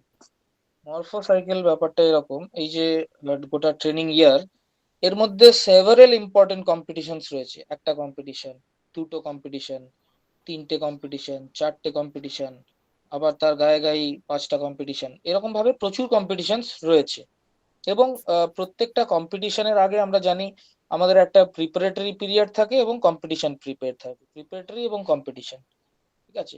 তো এই প্রিপারেটরি এবং কম্পিটিশন পিরিয়ড এখানে দুটোতেই থাকবে, প্রিপারেটরি এবং কম্পিটিশন দুটোতেই থাকবে। যদি এই নাম্বারটা খুব বেশি হয়ে যায় তাহলে আমরা শুরুর দিকে প্রিপারেটরি পার্ট গুলো করব এবং এখানে কম্পিটিশন পার্টেই চলবে। এখানে আমাদের প্রিপারেশন পিরিয়ড গুলো থাকবে না, কিংবা এইটাও আমরা এটা গোটাটাই আমরা হয়তো প্রিপারেটরির মধ্যে করে দিলাম, বাকিগুলো কম্পিটিশনের মধ্যে যাবে। বাট এটাকে বলা হচ্ছে মরফো সাইকেল। মর্ফোসাইকেল। এবং এবং এই ধরনের সাইকেল কিন্তু, এই ধরনের পিরিয়ডাইজেশন কিন্তু আমরা সবার জন্য ইউজ করব না। This is only for the elite athletes, elite sports persons. ঠিক আছে, তাদের very high frequency of competitions রয়েছে, বারবার তারা পার্টিসিপেট করছে, এবং যার জন্য এদের প্রিপারেটরি পিরিয়ডের পার্টটা কম এবং কম্পিটিশনের পার্টটা বেশি। যত বিগিনার অ্যাথলিট তত তার জেনারেল পার্ট বেশি থাকবে, এবং যত সে অ্যাডভান্সমেন্টের দিকে যাবে, এ হচ্ছে একদম বিগিনার, এ হচ্ছে ইন্টারমিডিয়েট, এ হচ্ছে অ্যাডভান্সড, এ হচ্ছে এলিট। আমাদের জেনারেল টু স্পেসিফিকের রেশিওটা এই রকম থাকবে। ঠিক আছে, এটা হচ্ছে স্পেসিফিক, এটা হচ্ছে জেনারেল। তো বিগিনার লেভেলে যারা রয়েছে তাদের ম্যাক্সিমাম পার্টটাই কিন্তু আমাদের জেনারেল ট্রেনিং থাকবে। ঠিক, আর স্পেসিফিক তাদের ট্রেনিং থাকবে। আর ইন্টারমিডিয়েট অ্যাথলিট জেনারেল পার্ট বেশি, স্পেসিফিক কম, কিন্তু স্পেসিফিকের পার্টটা একটু বাড়লো। ঠিক, তো এই ধরনের আমরা প্রিপারেটরি পিরিয়ডের ট্রেনিং এ কাদের উপরে বেশি জোর দেব? যারা বিগিনারদেরকে আমরা বছরে এতগুলো কম্পিটিশন আমরা খেলাবো। এই ধরনের training cycle only elite sports পার্সনদের ক্ষেত্রেই হয়। ঠিক আছে স্যার, ক্লিয়ার করতে পারলাম? Okay, fine. অসংখ্য ধন্যবাদ আমাদের মুখ্য আলোচকে আরো একবার, এবং সেই সঙ্গে অধ্যাপক অলোক কুমার ব্যানার্জি মহাশয়ের চরণে প্রণাম জানাই। আমাদের সঙ্গে শুরু থেকে উপস্থিত আছেন বিশিষ্ট ব্যক্তিবর্গরা, বিশেষ করে অধ্যাপক দিলীপ কুমার বন্দ্যোপাধ্যায় স্যার। আমি স্যারকে অনুরোধ করছি কাইন্ডলি যদি আপনার কোনো সাজেশন বা কোনো প্রশ্ন আজকের আলোচক প্রসঙ্গে বলেন। অধ্যাপক দিলীপ কুমার বন্দ্যোপাধ্যায় স্যার। নমস্কার স্যার। নমস্কার। প্রথম থেকেই আমি শুনছি, খুব মন দিয়ে শুনছি প্রতিটি শব্দ। আমি এক কথায় বলবো, শুধু এক্সেলেন্ট না, আমি ইউনিক বলবো। অদ্ভুত প্রেজেন্টেশন, এবং এত কি বলবো, এত ডিটেলসে। এবং আমার মনে হচ্ছিল যে উপল স্যার ক্লাসটা নিচ্ছেন, কারণ ডক্টর উপল উনি আমাদের স্পোর্টস ট্রেনিং পড়াতেন। সে আমাদের পড়ার সময় উনি বোধহয় বইটা লিখেছিলেন, প্রথম বই স্পোর্টস ট্রেনিংয়ের উপরে। তা সেই দিক থেকে আমার মনে হয় যে খুবই সুন্দরভাবে জিনিসটাকে বলেছেন। আমার মনে হয় তার থেকে বড় কথা হচ্ছে কি, আমার কাছে মনে হয়েছে যে এটা খুবই প্রাঞ্জল। যারা অন্তত এই বেসিক, যেটা রাজর্ষি বললেন, যে এই টার্মিনোলজিগুলোর সঙ্গে যার পরিচয় আছে, তার এই সেশনটা বুঝতে কোনো অসুবিধা হবে না, সে সবটাই বুঝতে পারবে। ঠিক আছে। আর আরেকটা হচ্ছে যে এত সুন্দর লেকচার আমি অনেকদিন পরে শুনলাম। আরও অনেকে ভালো বলেছেন। আমার রাজর্ষির বক্তৃতা, মানে যে আজকের যে সেশনটা, অনেকদিন মনে থাকবে। থ্যাংক ইউ রাজর্ষি। তবে একটা ছোট্ট প্রশ্ন, সেটা হচ্ছে যে যে ট্রানজিশন পিরিয়ডের একটা অত্যন্ত গুরুত্ব আছে, খুব মানে গুরুত্বপূর্ণ, আর বা রিকভারির যে গুরুত্বটা, সেটা এত কিছুর মধ্যে এত ডিটেলস বলা যায়নি। সেটা আর একটু উল্লেখ করতে পারলে ভালো হতো, ট্রানজিশন পিরিয়ড। কারণ অনেকে অ্যাপারেন্টলি মনে করবে, আগে তো এটাকে কি বলা হতো, ট্রানজিশন পিরিয়ড নাম ছিল না, এর নামটা অন্যরকম ছিল, অফ পিরিয়ড, অফ সিজন বলতো এটা। আমি বলছি এটা সেভেন্টির সময়, 80-র সময় এটাকে বলতো অফ সিজন বলতো। তারপরে বুঝছি অফ যেই বলেছে, তখন সকলেই একেবারে পুরোপুরি রেস্ট নিচ্ছে, এবং আমাদের যারা ছোট কোচ, যারা তারা কোচেস, তারা একটা বিশাল প্রবলেমের মধ্যে পড়ে গেলেন। অফ হলো, এ মাসির বাড়ি চলে গেল, মামার বাড়ি চলে গেল করে, টোটালি অ্যাক্টিভিটি থেকে অফ হয়ে গেল। সেই ক্ষেত্রে পরবর্তীকালে এই ট্রানজিশনাল পিরিয়ডে যে টোটাল ফিটনেসটা মেনটেন করা, হ্যাঁ, এবং তার ফিটনেস লেভেলটাকে নিয়মিতভাবে চর্চা করা, অন্য আদারওয়াইজ অন্য ফর্মে, সেইটা, যাই হোক, এতটা তো এই সময়ের মধ্যে বলা যায় না। রাজস্বীকে অসংখ্য ধন্যবাদ। Thank you sir. অসংখ্য ধন্যবাদ। I just want to, just a minute. I want to clarify the doubt which was raised by Dr. Alok Banerjee. You see, Dr. Banerjee, there is also possibility to have double periodization and triple periodization. You can have single, double, and triple. If you have two important competitions in a year coming with a long gap, you can go for double periodization. Three competitions with a long gap, you can go for triple periodization also. This is what you would probably wanted to know from him. I just Yes. wanted to add to what Rajarshi said. You can have double periodization and triple periodization if you have more than one competition coming with a long gap. Thank you very much. Thank you, sir. Thank you sir again, এবং তার সঙ্গে অধ্যাপক দিলীপ কুমার বন্দ্যোপাধ্যায় স্যারকেও অসংখ্য ধন্যবাদ। অত্যন্ত মানে প্রশ্নটা আমার পক্ষ থেকেও থাকতো রাজশ্রী স্যারের জন্য ট্রানজিশনাল ফেজ নিয়ে, এবং যেটা আমাদের দিলীপ স্যার তুলে ধরলেন। যদিও সময়ের অভাব আমাদের কাছে সবার ক্ষেত্রেই, আমাদের সঙ্গে আরো উপস্থিত আছেন আরো বিশিষ্ট ব্যক্তিবর্গরা। আমি অনুরোধ করব অধ্যাপক পরিমল দেবনাথ স্যারকে আজকের এই আলোচ্য বিষয়বস্তু সম্বন্ধে যদি কোনো সাজেশন বা কোনো প্রশ্ন স্যারের থাকে, কাইন্ডলি স্যার প্লিজ। না, আমার তেমন কোনো বক্তব্য নেই। তার কারণ হচ্ছে স্পোর্টস ট্রেনিংয়ের ব্যাপারে আমি একদমই অজ্ঞ। তবে সবাই ভালো বলেছেন, রাজশ্রী খুব ভালো প্রেজেন্ট করেছে, আমিও তার সাথে সহমত। কিন্তু এত টেকনিক্যাল বিষয় যেগুলো আমার মাথার উপর দিয়েই চলে গেছে, খুব ভালো বুঝতেও পারিনি।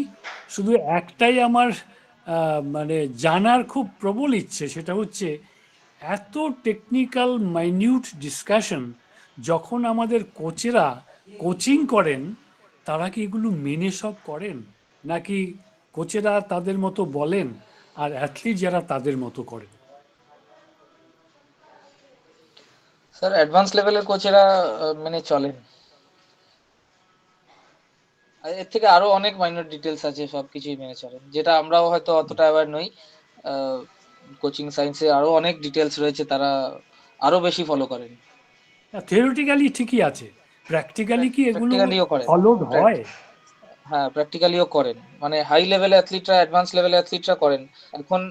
আরেকটা মানে বিষয় আমার মনে হয়, এই যে পিরিয়ডাইজেশন বা স্পোর্টস ট্রেনিং এর টিট বিট এবং মাইনিউট এক্সপ্লেনেশন যেগুলো আছে, আমি একদম অজ্ঞ বলেই বলছি আর কি, যে এগুলো কি mostly applicable for the track and field sports events, নাকি জেনারেল টিম গেমস বা অন্যান্য যে গেমসগুলো রয়েছে, ইন্ডিভিজুয়াল হোক বা ডুয়াল হোক, তাদের ক্ষেত্রেও একই রকমভাবে অ্যাপ্লিকেবল, নাকি বেশিরভাগ অ্যাপ্লাই হয় শুধু ওই যারা ট্র্যাক অ্যান্ড ফিল্ড ইভেন্টস করেন?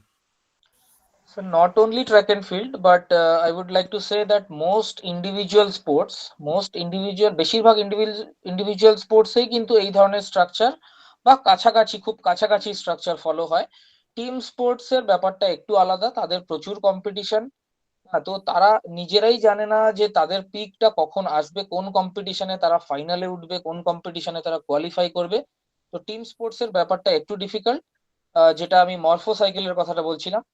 তবে সিঙ্গেল, ডাবল, ট্রিপল পিরিয়ডাইজেশন অবধিও সেটা কিন্তু বেশিরভাগ আমাদের ইন্ডিভিজুয়াল স্পোর্টস এর ক্ষেত্রেই অ্যাপ্লিকেবল। তার থেকে বেশি হয়ে যায় যখন সেটা ওই মরফো সাইকেলের দিকে চলে যায়। তো ওটা টিম স্পোর্টস এর ব্যাপারটা একটু আলাদা। তো যেটা আমার টপিক ছিল সেটা ট্র্যাক অ্যান্ড ফিল্ডের ক্ষেত্রে applicable. Swimming, weight lifting, wrestling, বিভিন্ন আপনার ইন্ডিভিজুয়াল স্পোর্টস যেগুলো আছে সেগুলোতে অ্যাপ্লিকেবল হবে এটা বলা যায়। আর যেটা লেভেল অফ কোচ বা লেভেল অফ ট্রেনিং, মানে আমি যদি সাইকেও বাদ দিই, আমি হয়তো বলবো সাইতেও, স্পোর্টস অথরিটি অফ ইন্ডিয়াতেও হয়তো ট্রেনিং অত ভালো হয় না, বা অত মাইনর ডিটেল ফলো করে তারা করে কিনা আমি 100% শিওর নই। বাট কিছু প্রাইভেট অর্গানাইজেশন এট প্রেজেন্ট এসছে, যেমন ইন্সপায়ার ইনস্টিটিউট অফ স্পোর্টস, যেটা কর্ণাটকের বেল্লারিতে রয়েছে, অভিনব বিন্দ্রা সেন্টার অফ এক্সেলেন্স রয়েছে, দ্রাবিড় পাড়ুকন একাডেমি রয়েছে। তো এইসব জায়গায় কিন্তু মানে অনেক হাই লেভেলের ট্রেনার রয়েছে, তাদের কোচ রয়েছে, স্ট্রেংথ অ্যান্ড কন্ডিশনিং এক্সপার্ট রয়েছে, ফিজিওথেরাপিস্ট রয়েছে, স্পোর্টস মেডিসিন ডক্টরস রয়েছে, সাইকোলজিস্ট, ফিজিওলজিস্ট, সব মিলিয়ে তারা কিন্তু গোটা ট্রেনিং প্রোগ্রামটাকে প্ল্যান করে, এবং খুব সুন্দর ট্রেনিং হয় সেখানে। তো মোটামুটি ফলো করা হয়। স্যার মল্লিক স্যার কিছু বলতে চাইছেন, স্যার প্লিজ। স্যার আপনার মিউট হয়ে আছে, একটু আনমিউট করবেন sir please. Mallick sir mute হয়ে আছে। এবার শুনতে পাচ্ছেন? হ্যাঁ স্যার, শুনে যাচ্ছে। হ্যাঁ, বলছি এই ট্রেনিং এর দুটো ভাগ হয়, general training and methodical training. General training হচ্ছে যত রকমের আউটডোর স্পোর্টস আছে যেখানে ফিজিক্যাল এক্সারশনটা অনেক বেশি হয়, ফিজিওলজিক্যাল এক্সারশনও হয়, তার সাথে সাথে ইন্টেরিয়ার অ্যান্ড এক্সটার্নাল দুটোই হচ্ছে। কিন্তু এটা হচ্ছে প্রত্যেকের একটা অ্যাথলেটিক ট্রেনিং খুব দরকার জেনারেল লেভেলে, যাতে কি তার একটা ফিটনেস ম্যানেজমেন্ট হয়, হেলথ অ্যান্ড ফিটনেস খুব সুন্দরভাবে থাকবে, খুব মানে তারপরে যেটা হয় সেটা হচ্ছে মেথডিক্যাল ট্রেনিং। মেথডিক্যাল ট্রেনিং মানে আমি কিছু মেথডস নিলাম, ব্যাডমিন্টন যারা খেলে তাদের জন্য হয়তো একটু র্যাকেট ট্রেনিং করানো হলো, র্যাকেট ট্রেনিং এ যে যে মাসেলস গুলো ইম্পর্টেন্ট আছে তাদের স্পেসিফিক্যালি স্ট্রেংথেনিং করানো হলো। সেখানে জিমেও এরকম ধরনের ইকুইপমেন্টস আছে যেগুলো দিয়ে ওই যে স্ম্যাশ করছে বা ব্যাডমিন্টনে ব্যাটটাকে ইয়ে করছে কিরম ভাবে, মানে ব্যাট বলছি, র্যাকেটটাকে যেরকম ভাবে চালাচ্ছে, বা কোনো একটা ফুটবলার তার পায়ের কোয়াড্রিসেপস বা কাফ মাসেল একটু তাদের বেশি লাগে।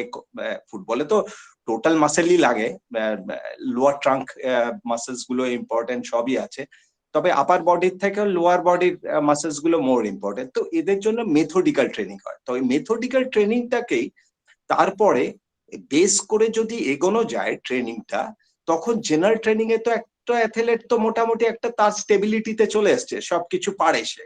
এবার পারে যারা, তারা এবার পার্টিকুলার ডিসিপ্লিনারি তাদের যে পার্টিকুলার মুভমেন্টস ডিম্যান্ড করে তাদের গেমে, সেই মাসেলস গুলোকে ট্রেনিং করানোটা খুব দরকার। সেইটা অনেক সময় আমিও দেখেছি একটু কম করা হয়, ওই ট্রেনিং গুলো খুব দরকার।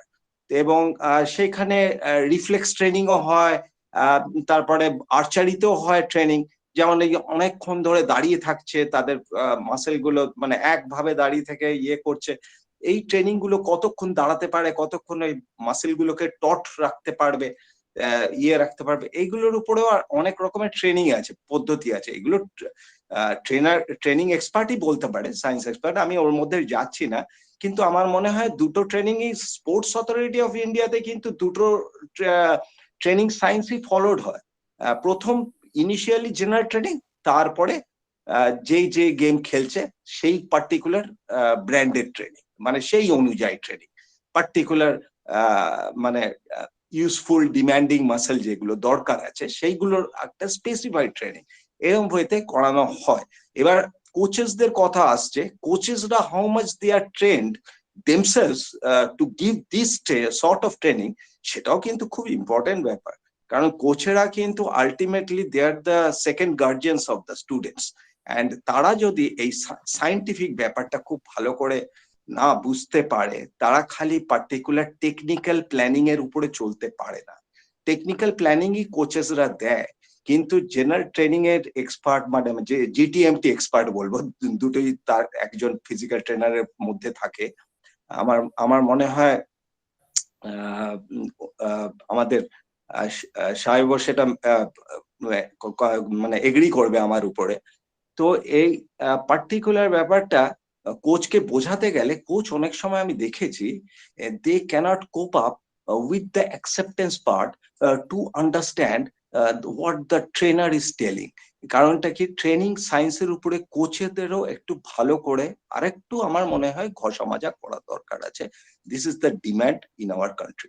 সুতরাং এটা আমার মনে হয়। ঠিক আছে, আমি এইটুকুনি বললাম, আমার মনে হয় আমি বুঝতে একদমই তাই পেরেছি। স্যার। আপনি যে স্পোর্টস অথরিটি অফ ইন্ডিয়ার কথাটা বললেন, সেটা আপনার দীর্ঘদিনের অভিজ্ঞতার ফল। প্রায় 29 বছর আপনি সাইয়ে কর্মে নিযুক্ত ছিলেন, সেই দিক থেকে আপনি এই বিষয়টা আরো ভালোভাবে পর্যবেক্ষণ করেছেন এবং আপনার অভিজ্ঞতা তুলে ধরলেন। আমি কিন্তু একদম আজকের দিনের একদম লাস্ট লাস্ট না না প্রশ্নের ঠিক দিকে আছে। যাব। আমাদের মধ্যে উপস্থিত আছেন একজন বিশিষ্ট কোচ, ডক্টর তন্ময় সাহা, কল্যাণী হ্যাঁ বিশ্ববিদ্যালয়ের খো কোচ এবং হ্যাঁ আমাদের হ্যাঁ, ভারতীয় নিশ্চয়ই পর্যায়ের কোচ। নিশ্চয়ই। আমি স্যারকে অনুরোধ করব যে আমাদের এই টিম গেমের ক্ষেত্রে এই কোচিং প্রসেসটা, যে প্রশ্নটা অ্যারাইজ করলেন পরিমল দেবনাথ স্যার এবং আমাদের রাজর্ষি স্যার যে প্রসঙ্গে বলছিলেন এতক্ষণ ধরে, সে বিষয়ে টিম গেমের ক্ষেত্রে স্যারের মতামত জানতে চাইবো। স্যার যদি কাইন্ডলি কিছু বলেন, ডক্টর তন্ময় সাহা খুব স্যার। খুব ভালো হয়। হ্যাঁ ঠিক আছে।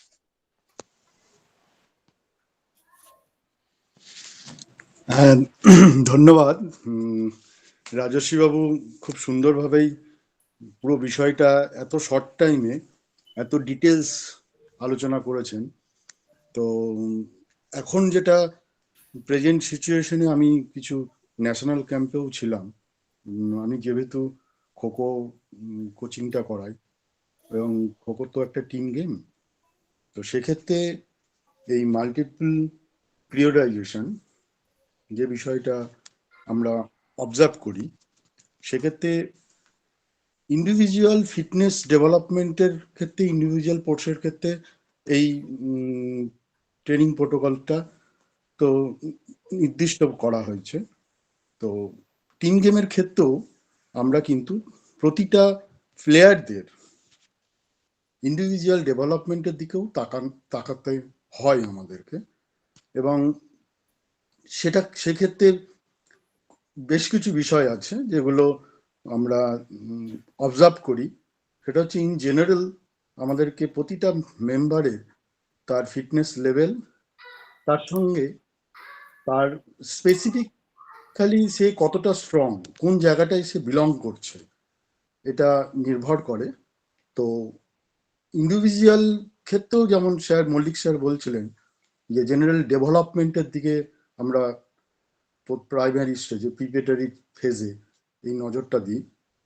তারপরে আস্তে আস্তে ইন জেনারেল ওয়েতে আমরা স্পেসিফিক ড্রিল এক্সারসাইজ বা স্পেসিফিক ড্রিলের যে ফিটনেস কম্পোনেন্টের সঙ্গে রিলেটেড সেই বিষয়গুলোকে ট্রেনিং পিরিয়ডগুলোতে নিয়ে আসি, যত কম্পিটিশনের দিকে, কম্পিটিশন ফেজের দিকে আমরা এগোই। এবং এক্ষেত্রে আমাদেরকে অ্যাভারেজ প্লেয়ারদের যে অ্যাভারেজ কন্ডিশন, সেটার দিকে বেশিটা নজর দিতে হয়। তার কারণ হচ্ছে যে যেহেতু টিমটার উপর নির্ভর করবে আর রেজাল্ট, তো সেক্ষেত্রে অনেক সময় হয় কি, যে আমরা যে লেভেলটা দেখছি বা যে লেভেলে কোচিংটা করাচ্ছি, সেই লেভেলে সে কোন জায়গাটায় বিলং করছে, তারপর ডিপেন্ড করে আমাদেরকে এই ট্রেনিং শিডিউলটাকে সাজাতে হয়। তো এই লেকচারের মাধ্যমে পুরো ব্যাপারটাই এসেছে। টিম গেমের ক্ষেত্রেও যে বিষয়টা আর ঢুকতে গেলে আরো একটু সময় লাগতো, এটা রাজশ্রী বাবুর কাছে সত্যি খুব ডিফিকাল্ট যে এত শর্ট টাইমের মধ্যে এই বিষয়টাকে আনা। তো যাই হোক, যতটা উনি পেরেছেন এই এত কম সময়ের মধ্যে সমস্ত দিকটাকেই উনি তুলে ধরেছেন। এবং তার সঙ্গে মল্লিক স্যারও খুব ভালো সাইকোলজিক্যাল পার্টটা, নিউট্রিশন পার্টটাও এই সঙ্গে কম্পোজ করার কথা বলেছেন। কিন্তু সত্যিই খুব টাফ, কারণ খুবই ভাস্ট বিষয়, খুবই ভাস্ট বিষয়।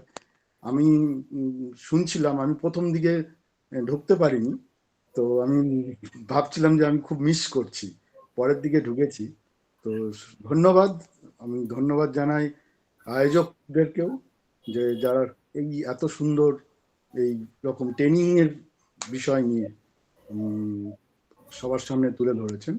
আর একটা যেটা বিষয়, সেটা হচ্ছে যে একটু আগে কথা হচ্ছিল যে আমরা কি নিচু স্তরের যারা কোচিং করছে, তাদের মধ্যে কি এই বিষয়গুলো পৌঁছচ্ছে কিনা। আপনারা জেনে থাকবেন যে রিসেন্টলি সাই কিছু এক্সটেনশন কোচিং প্রোগ্রাম নিয়েছে। আগে যেমন শর্ট কোর্স বা বিভিন্ন অ্যাওয়ারনেস প্রোগ্রামগুলো সাই বছরে হয়তো শর্ট কোর্স একবার করতেন, এখন সাই কিন্তু বছরে দুবার করছে। এবং ক্রাইটেরিয়া তো অনেক ছাড় দিয়েছেন, যারা এমপিএড বিপিএড করছে তারা কিন্তু এই কোর্স করার সুযোগ পাচ্ছে। এবং আমাদের ফিজিক্যাল এডুকেশন প্রফেশনে বিপিএড বা এমপিএড এ কোচিং স্পেশালাইজেশন বিষয়টাকে প্রাধান্য দেওয়া হয়েছে। আমার মনে হয় যে এই বিষয়টাকে, এই কোচিং স্পেশালাইজেশনের যে জায়গাটা, সেটা যদি প্রত্যেকটা ইনস্টিটিউট খুব ভালোভাবে ছাত্রছাত্রীদেরকে কনসেন্ট্রেট করা এই বিষয়টাই, তাহলে মনে হয় নিচু স্তরের যে প্রবলেমটা আছে এখনো অব্দি, যে প্রবলেমটা ফেস করছি আমাদের বিভিন্ন সময়ে, সেটা হয়তো অদূর ভবিষ্যতে কাটতে পারে। তো ধন্যবাদ, অসংখ্য ধন্যবাদ সবাইকেই এত সুন্দর একটা লেকচার অ্যারেঞ্জ করার জন্য। ধন্যবাদ। অসংখ্য ধন্যবাদ ডক্টর তন্ময় সাহা মহাশয়কে। আমি একদম আমরা আজকের এই 46তম পর্বের সমাপ্তি লগ্নের দিকে অগ্রসর হয়েছি। আমি আমাদের মুখ্য আলোচকের কাছে অনুরোধ করছি যদি আপনি আজকের কিছু এই বিষয়ে বলার থাকে বা কিছু বলতে চান, না হলে আমরা ধন্যবাদ জ্ঞাপনের দিকে এগোবো। না, নতুন করে কিছু বলার নেই, তবে যা লেকচারটা আমি যতটা ভেবেছিলাম তার থেকে অনেক বেশি এনরিচড আমি নিজেও হলাম। কারণ লেকচার হবে এবং লেকচারের শেষে এতজন এক্সপার্ট থাকবেন, এবং তার মধ্যে Alok Banerjee sir, Dilip Bandyopadhyay sir, Subrata Mallick sir, Parimal Debnath sir এবং একে উপ্পল স্যার। মানে সত্যি কথা বলতে উপ্পল স্যারকে আমি স্টার্টিং এ দেখে আমি একটু মানে নিজেই একটু টেনসড হয়ে পড়েছি, যে উপ্পল স্যার হচ্ছেন সেই ব্যক্তি যার বই দেখে আমরা স্পোর্টস ট্রেনিং শিখেছি, এবং সেই ব্যক্তি আমার সামনে এসছেন আজকে, এবং আমি লাইফে প্রথম উপ্পল স্যারের সামনে ক্লাস নিচ্ছি। এটা মানে আমার জন্য একটা এক্সাইটিং এক্সপিরিয়েন্স ছিল। তো যাই হোক, ধন্যবাদ সবাইকেই, Banerjee sir, Parimal Debnath sir, Mallick sir, Tanmay sir, Dilip Banerjee sir, সবাইকে ধন্যবাদ এত ভালো ফিডব্যাক দেওয়ার জন্য। স্টুডেন্টসদেরকে ধন্যবাদ, যারা স্টুডেন্টসরা কিছু কিছু কোয়েশ্চেন করেছে তাদেরকে ধন্যবাদ, এবং সর্বোপরি আয়োজকরা, অর্গানাইজাররা, সেবা ভারতী, কাবগাড়ি মহাবিদ্যালয়, তো Mrityunjay sir, Keshab sir, Nitu madam, Binod sir এবং দেবপ্রসাদ সাহু স্যার প্রিন্সিপাল, যারা আমাকে এই অপরচুনিটি দিলেন, এর জন্য আমি আপনাদের কাছে কৃতজ্ঞ। ধন্যবাদ। অসংখ্য ধন্যবাদ স্যার। আমরা আর সময় নষ্ট না করে সরাসরি ধন্যবাদ জ্ঞাপনের দিকে অগ্রসর হয়, কারণ আপনারা প্রায় 6:50 থেকে যুক্ত হয়েছেন এবং এখন প্রায় 9টা বাজতে যাচ্ছে, প্রায় 9টা হয়েই গেছে। এতক্ষণ ধরে আমাদের সঙ্গে ছিলেন। আমরা আজকে সত্যিই একটি খুব সুন্দর সন্ধ্যা অতিবাহিত করলাম। শারীর শিক্ষা প্রচার এবং প্রসারের জন্য যে লক্ষ্য এবং উদ্দেশ্য নিয়ে সেবা ভারতী মহাবিদ্যালয়ের শারীর শিক্ষা বিভাগ সুস্থ দেহে সুস্থ মন এই নিয়েই আলাপন শুরু করেছিল।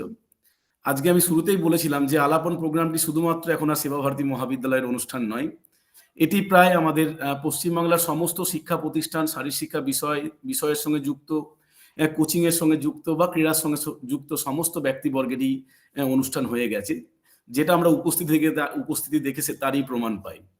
আমি আজকের এই পর্বে প্রথমেই ধন্যবাদ জানাবো আমাদের মহাবিদ্যালয়ের সম্মানীয় অধ্যক্ষ, যিনি আমাদেরকে অনুমতি দিয়েছেন এবং সর্বদা সাহস জুগিয়ে চলছেন, কাজ করার জন্য অনুপ্রাণিত করছেন, অধ্যাপক ডক্টর দেবপ্রসাদ সাহু স্যারকে। এবং বিশেষভাবে ধন্যবাদ জানাবো আজকের পর্বের মুখ্য আলোচক ডক্টর রাজশ্রী কর মহাশয়কে, আমার প্রিয় রাজশ্রী দাকে। দাদাকে যখনই আমরা যে কোনো কাজে বলি এবং দাদা সবসময় সদুপদেশ দেন, এবং সর্বত্রই শিক্ষার্থীদের জন্য এবং আমাদের কলিগদের জন্য উনি যেভাবে সহযোগিতা করেন, আন্তরিকভাবে সহযোগিতা করেন, সঠিক পথ দেখান। আমি আমাদের সেবা ভারতী মহাবিদ্যালয়ের সমস্ত শিক্ষার্থী তথা আমাদের সেবা ভারতী মহাবিদ্যালয়ের অধ্যাপক অধ্যাপিকা সকলের পক্ষ থেকে আন্তরিকভাবে দাদাকে প্রণাম জানাই এবং শুভকামনা জানাই, এবং সেই সঙ্গে সঙ্গে অনুরোধ রাখবো যে শারীরিকভাবে আমাদের সেবা ভারতী মহাবিদ্যালয়ে এসে আমাদের শিক্ষার্থীদের এবং আমাদের শিক্ষকদেরকে আরো বেশি সমৃদ্ধ করবেন, এই কামনা রইল। সর্বোপরি আমি ধন্যবাদ জানাবো আজকের পর্বে উপস্থিত শারীর শিক্ষা জগতের উজ্জ্বল নক্ষত্রবৃন্দ এবং ক্রীড়া জগতের উজ্জ্বল নক্ষত্রবৃন্দরা যারা আমাদের সঙ্গে উপস্থিত আছেন। অধ্যাপক অরুণ কুমার উপ্পল স্যার আমাদের সঙ্গে আছেন, অধ্যাপক অলোক কুমার ব্যানার্জি স্যার আছেন, অধ্যাপক দিলীপ কুমার বন্দ্যোপাধ্যায় স্যার আছেন, অধ্যাপক Parimal Debnath sir, doctor Tanmay Saha sir, এবং সেই সঙ্গে আরো বিশিষ্ট ব্যক্তিবর্গরা শারীর শিক্ষার সঙ্গে যুক্ত এবং বিশেষ করে sports medicine specialist doctor Subrata Mallick sir, এবং এছাড়াও শারীর শিক্ষা এবং কোচিং এর সঙ্গে যুক্ত বিশিষ্ট ব্যক্তিবর্গরা, এবং তাছাড়াও বিভিন্ন স্কুলে কর্মরত যে সমস্ত শিক্ষকেরা আমাদের সঙ্গে যুক্ত হয়েছেন। বিশেষ করে আমার অত্যন্ত প্রিয় শিক্ষক সমর মণ্ডল স্যার আছেন, অরূপ রুদ স্যার ছিলেন, আদিত্য মণ্ডল স্যার ছিলেন, এছাড়াও যারা যুক্ত হয়েছেন যাদের নাম আমি নিতে পারলাম না, সকলের কাছে ক্ষমা চেয়ে নিয়ে সকলকেই নতমস্তকে প্রণাম জানাচ্ছি এবং ধন্যবাদ জানাচ্ছি। পরিশেষে আমি ধন্যবাদ জানাবো আমাদের প্রিয় শিক্ষার্থীবৃন্দদের, যাদের জন্য মূলত অনুষ্ঠান এবং যাদেরকে কেন্দ্র করে আমরা অনুষ্ঠানটা শুরু করেছি ঠিকই, কিন্তু আজকের দিনে বড্ড গর্বের সঙ্গে বলছি যে আমরা ছাত্রদের জন্য শুরু করেছিলাম ঠিকই, কিন্তু এটা আমাদের কাছে অনেক বড় শিক্ষণীয় বিষয় হয়ে দাঁড়িয়েছে। আমরা অপেক্ষা করি একটা সপ্তাহ যে আমরা নতুন কিছু শিখবো এবং নতুন কিছু জানবো। সেদিক থেকে আজকের দিনে এই যে আজকের 46তম পর্বের বিষয়, যেখানে আমরা মরফোসাইকেল সম্বন্ধে জানলাম, নতুন একটা টার্ম, যেটা নিয়ে আমি আমাদের মুখ্য আলোচক দাদাকে আমি পরে প্রশ্ন করব, কল করব, এবং এটাকে নিয়ে আমি আরো জানার চেষ্টা করব। এবং আমি মনে করি আমার সঙ্গে সঙ্গে আমাদের শিক্ষার্থী এবং যারা উপস্থিত ছিলেন সকলেই সমৃদ্ধ হয়েছেন। এবং পরিশেষে আমি ধন্যবাদ জানাবো আমাদের সেবাভারতী মহাবিদ্যালয়ের আয়োজককারী সদস্য, আমাদের নিতু ম্যাডাম আছেন শুরু থেকেই, আমাদের ডক্টর কেশবচন্দ্র গোপ স্যার, আমাদের বিভাগীয় প্রধান তথা আমাদের শারীর শিক্ষা বিভাগের সমস্ত শিক্ষক শিক্ষিকা বৃন্দদের নতমস্তকে প্রণাম জানাই। এবং যদি কারোর নাম বা কাউকে ধন্যবাদ জানাতে ভুল করে থাকি, নিজ ছাত্র, নিজ কলিগ ভেবে ক্ষমা করবেন। এবং সকলকেই আরো একবার যথাযোগ্য সম্মান, শ্রদ্ধা এবং কৃতজ্ঞতা জানিয়ে আবার দেখা হবে আগামী বৃহস্পতিবার আলাপনের 47তম পর্বে, এই কামনা করে সবাই ভালো থাকুন, সুস্থ থাকুন, আনন্দে থাকুন এবং আলাপনের পাশে থাকবেন, এই কামনা করে আলাপনের এই 46তম পর্বে শুভ সমাপ্তি ঘোষণা করছি। নমস্কার, শুভরাত্রি। Thank you everyone. Good night. Good night. Good night.